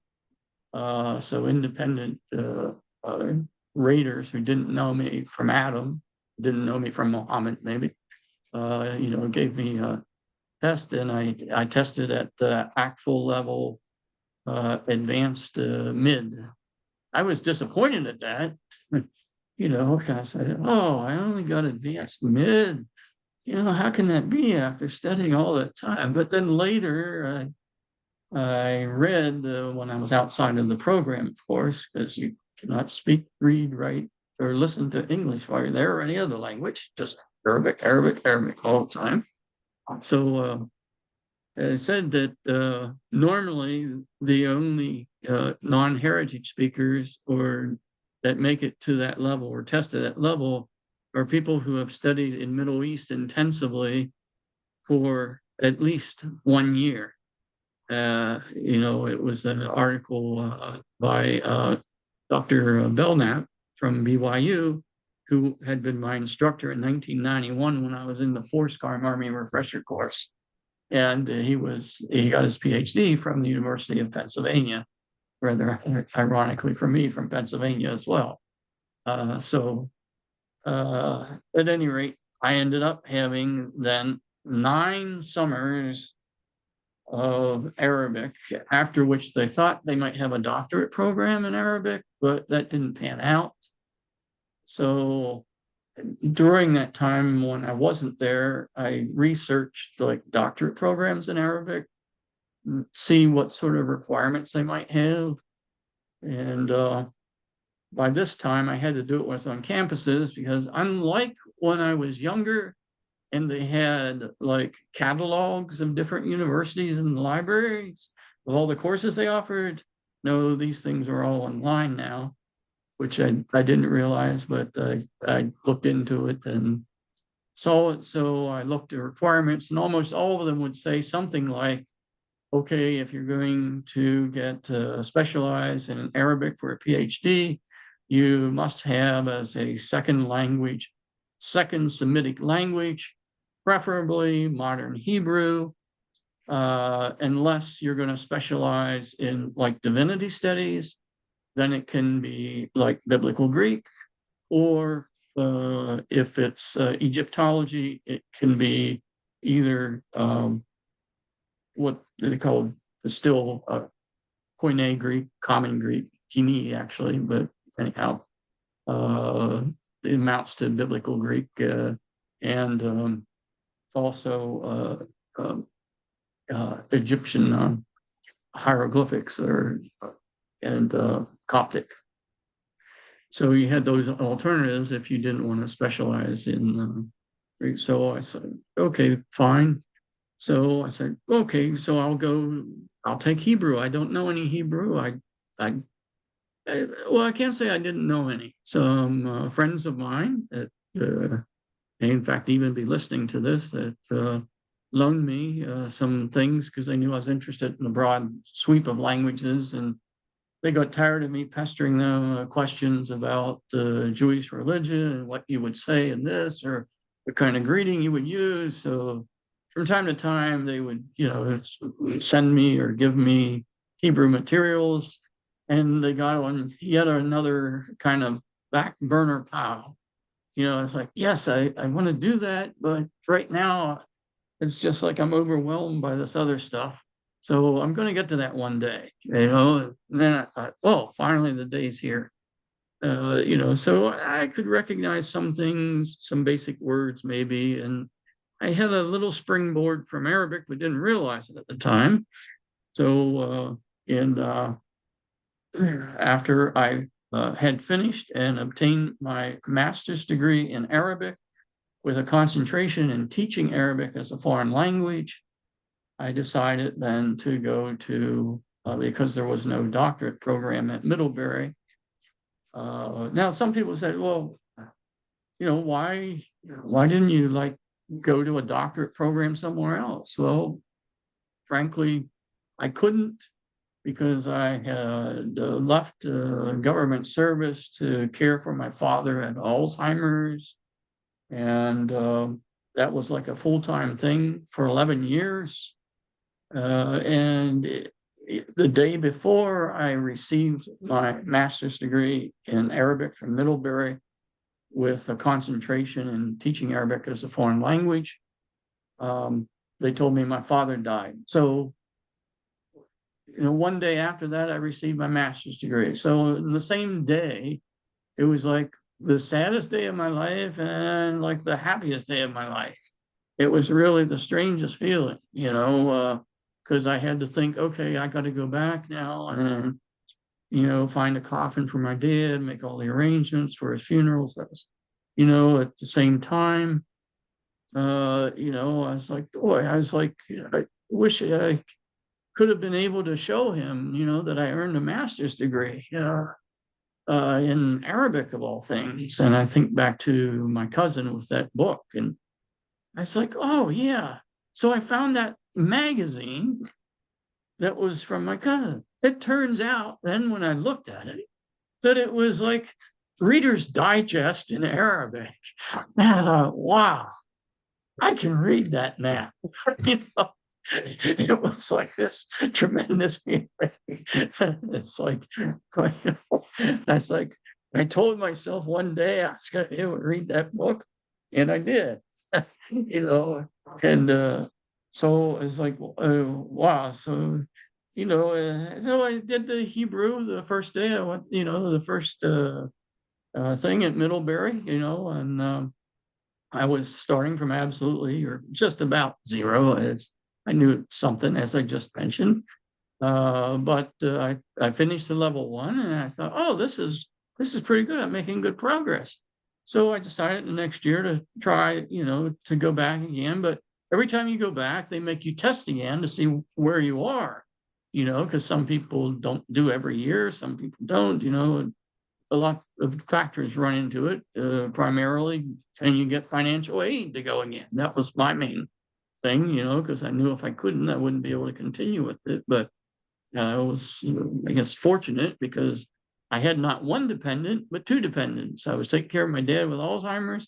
I was also taking care simultaneously of an elderly maternal aunt who predated the Social Security system. When my mother died, I inherited taking care of my aunt, after my grandmother died. So anyhow, I had 2 adult dependents, that, and my aunt was like in her 90s or something. No one really knows, because in the family Bible, when she was born, they wrote the day and the month, but they forgot to put in the year she was born. So we don't know exactly, or we never, we could kind of guess, by looking at the births of her sisters and my 12 other aunts and my 1 maternal uncle. But at any rate, I was lucky to have a chance to do the second time of Hebrew at Middlebury, but I tested into level 3, ironically.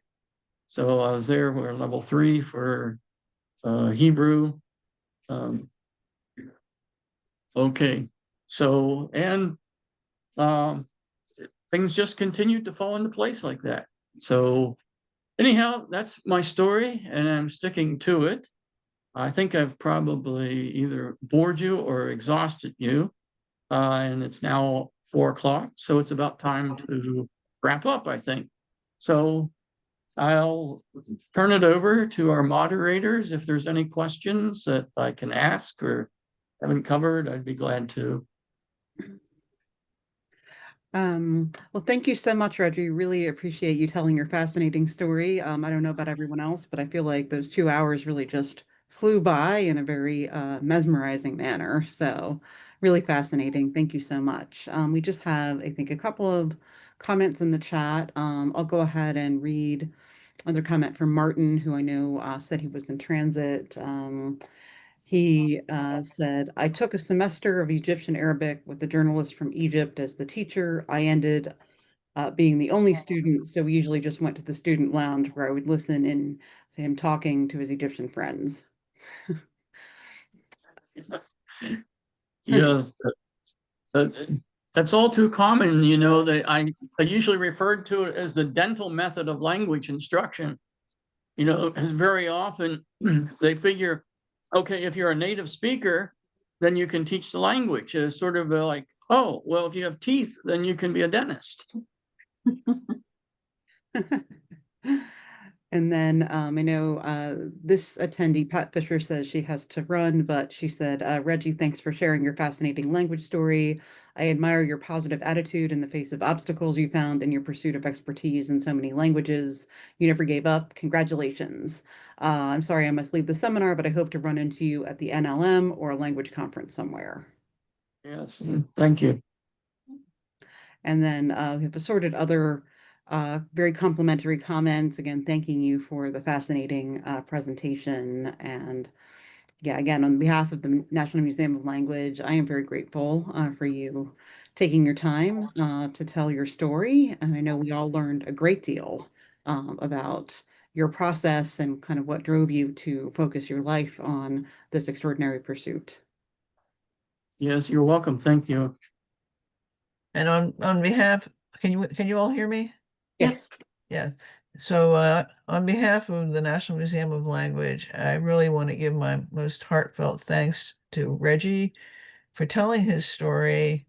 It's such a personal story, and it's so inspiring what you've been able to do and to accomplish.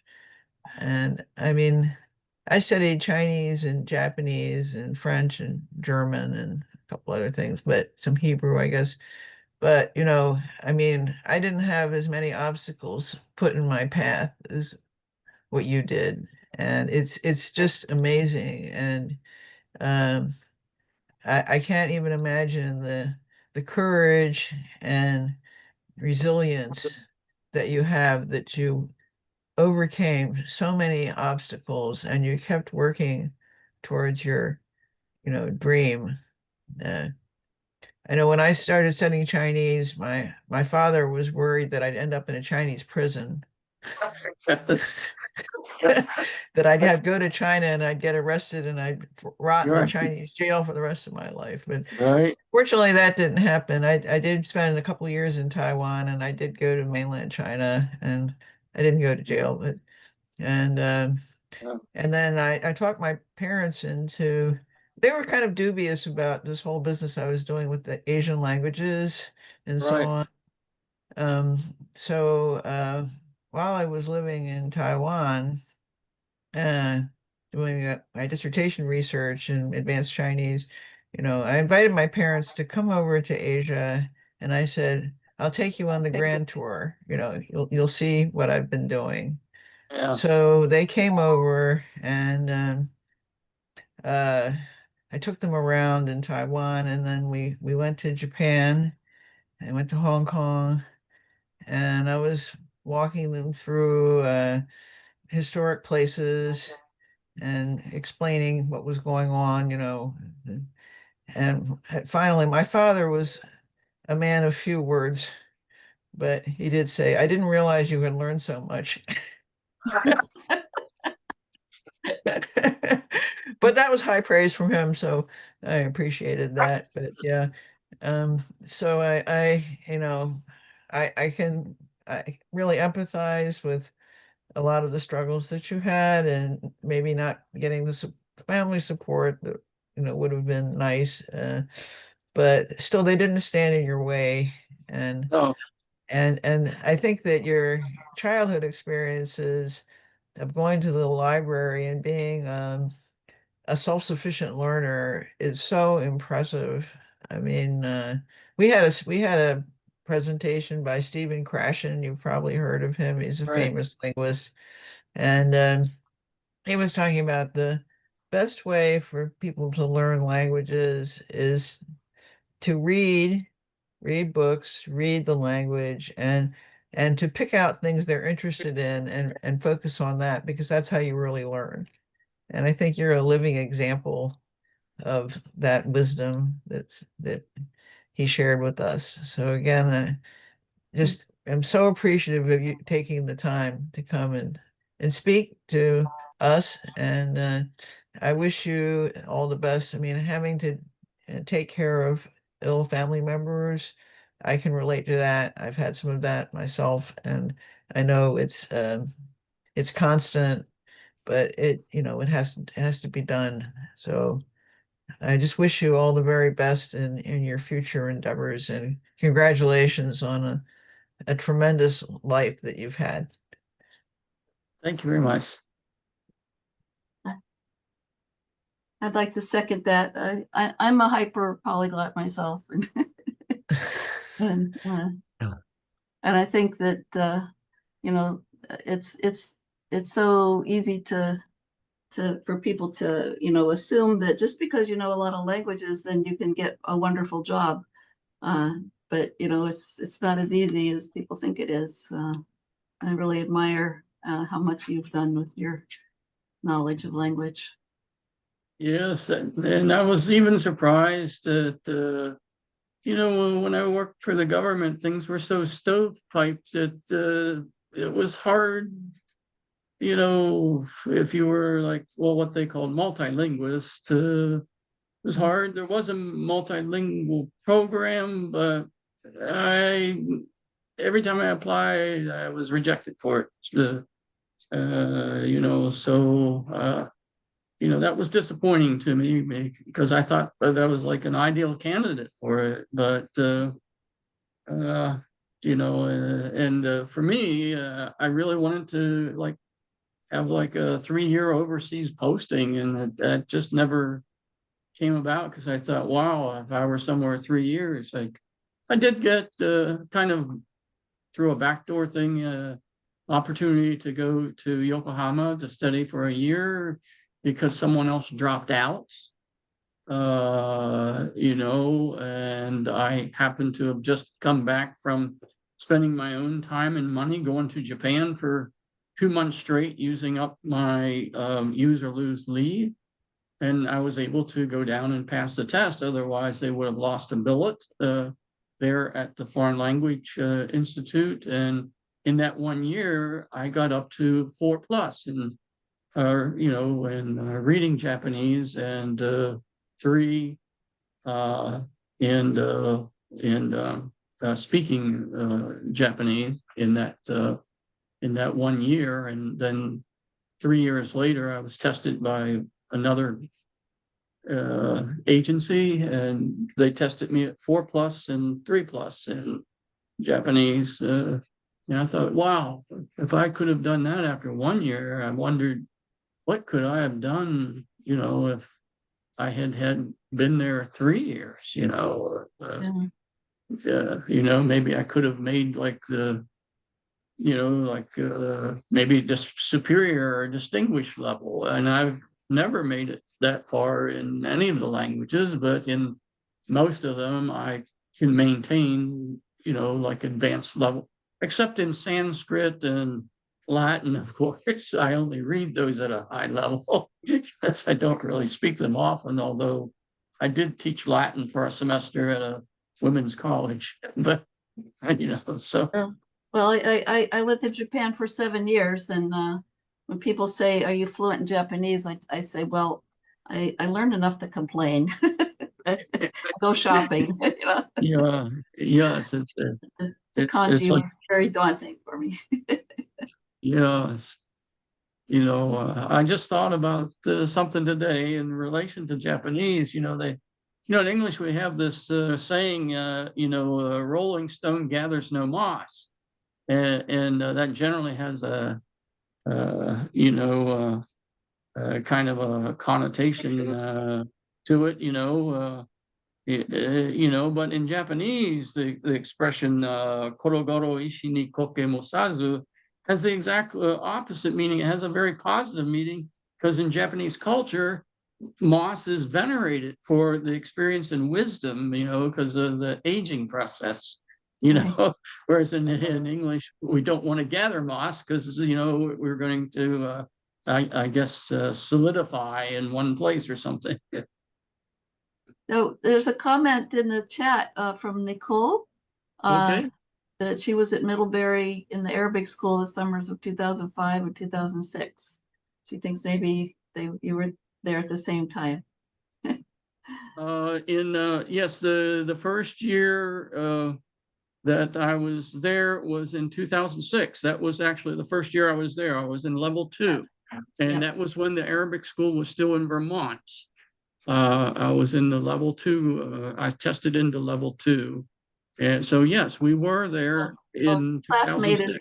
Classmate is online with you today. What's that? So I was Classmate. I Go was ahead. in level 2 in 2005. So 2006, I was in level 3. So I guess our paths didn't cross that much, but it's still, that seems like a long time ago to me. And maybe we both looked a little bit different then, a little younger. Yeah, I certainly did. I had short hair then, Yeah. and but once I retired from the military, I just decided, hey, you know, for 47 years, people have been telling me how long my hair could be, you know, that I couldn't have this, couldn't have that. So I just said, you know, and then open heart surgery, I couldn't do anything for a long time, and it just grew anyhow. So I was like, oh, it's very difficult now with arthritis in both hands to shave. And I was like, why should I even care? So, you know, I figure as long as I don't have food in my beard, you know, I should be okay, you know. Although I must say a few times when I was going to visit my dad, when he did get into Alzheimer's ward, I came in to visit him, and the other patients there would touch me and keep asking me to heal them. And first I didn't get it, you know, and then I realized that I kind of to them looked like pictures of Jesus on the wall or something. You know, so it was a very strange thing, you know. You know, it's sad in a way, but on the other hand, I thought, man, I hope I never get like this because I don't have anyone to take care of me. You know, but he lasted 3 years in the nursing home and died. But it sounds like we did overlap, but we were in just different levels. You know, because 2006 I started, and then I was there 2007. They rejected me in 2008, so I went to Wesleyan, and then 2009 they went to California, and I was there 2009 to 2015 straight. Yeah. And I finished with 3.5 in the regular system, but rather than go or try to test into level 4, I thought I'd just try my hand with the thing, and I scored high enough to get into the master's program by the time I did 3.5. You know, because I was there every summer. I mean, you know, and when I go next summer for the French, it will be my 17th summer at Middlebury, and I'll be finishing a master's degree in French next summer. Wow. Well, it's very inspiring. It really is. And Yeah, just I think your story ought to be in a book. Oh, absolutely. Absolutely. Yeah. Or if not a book, at least a chapter in a book. Yeah. I mean it's pretty amazing, you know. So it's just what you've accomplished is truly amazing. I mean, it really is, and you should be very. I know you're so humble about it, but you should be very proud of what you were able to accomplish in spite of so many obstacles put in your path. And you know, just feel very fortunate that we had this session and we were able to hear your story. And you know, we will be posting with your permission, of course, a recording of your talk on our website. So I hope you're okay with that. And Well, sure. It may be the only thing lasts of me because, you know, I had, this open heart surgery that had a 2% survival rate. And Wow. of those that survive, most only live 3 months afterwards. And I'm at 5 years now. So, Wow. you know, I don't even know if I'll make it through next summer. I hope so. And, you know, I seem to be going strong and I have my other goals. So I figure as long as I have those goals, maybe that's what keeps me going, you know. You know, there'll be some tangible evidence that I existed, you know, and maybe it might help to inspire other people to study foreign language or continue their study, whether they're a hyper polyglot or not, to at least to, you know, not get, don't let obstacles get in their way and to continue no matter how hard it may seem, particularly at the intermediate level, you know, because I think that's probably the hardest because you kind of get to a plateau. And if you Mhm. work through that, then you might hit that warp speed, you know, and have a big jump, you know, you know, because it's something when you experience that and you turn on like a radio or well, I guess not no these days, but the older days that I remember, I was so fascinated that I was listening to a radio for half an hour and then realized I was understanding everything without it being like a pain, you know, and not looking up a word every 3 seconds, you know.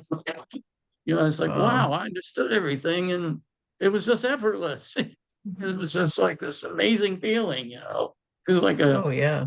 new level that I couldn't understand before, you know.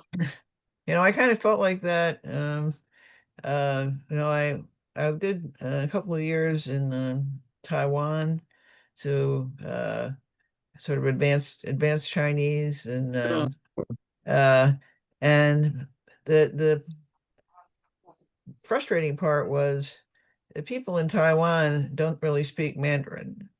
They speak well, yeah, Taiwanese.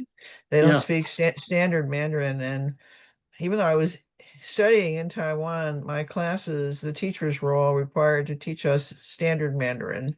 right, yeah. And so um, you know, I felt like I wasn't understanding people out on the street, you know, like because I wasn't. But then I did go to mainland China for a while, and all of a sudden I could understand what people were saying because they were speaking, like in North China, they're speaking standard Mandarin.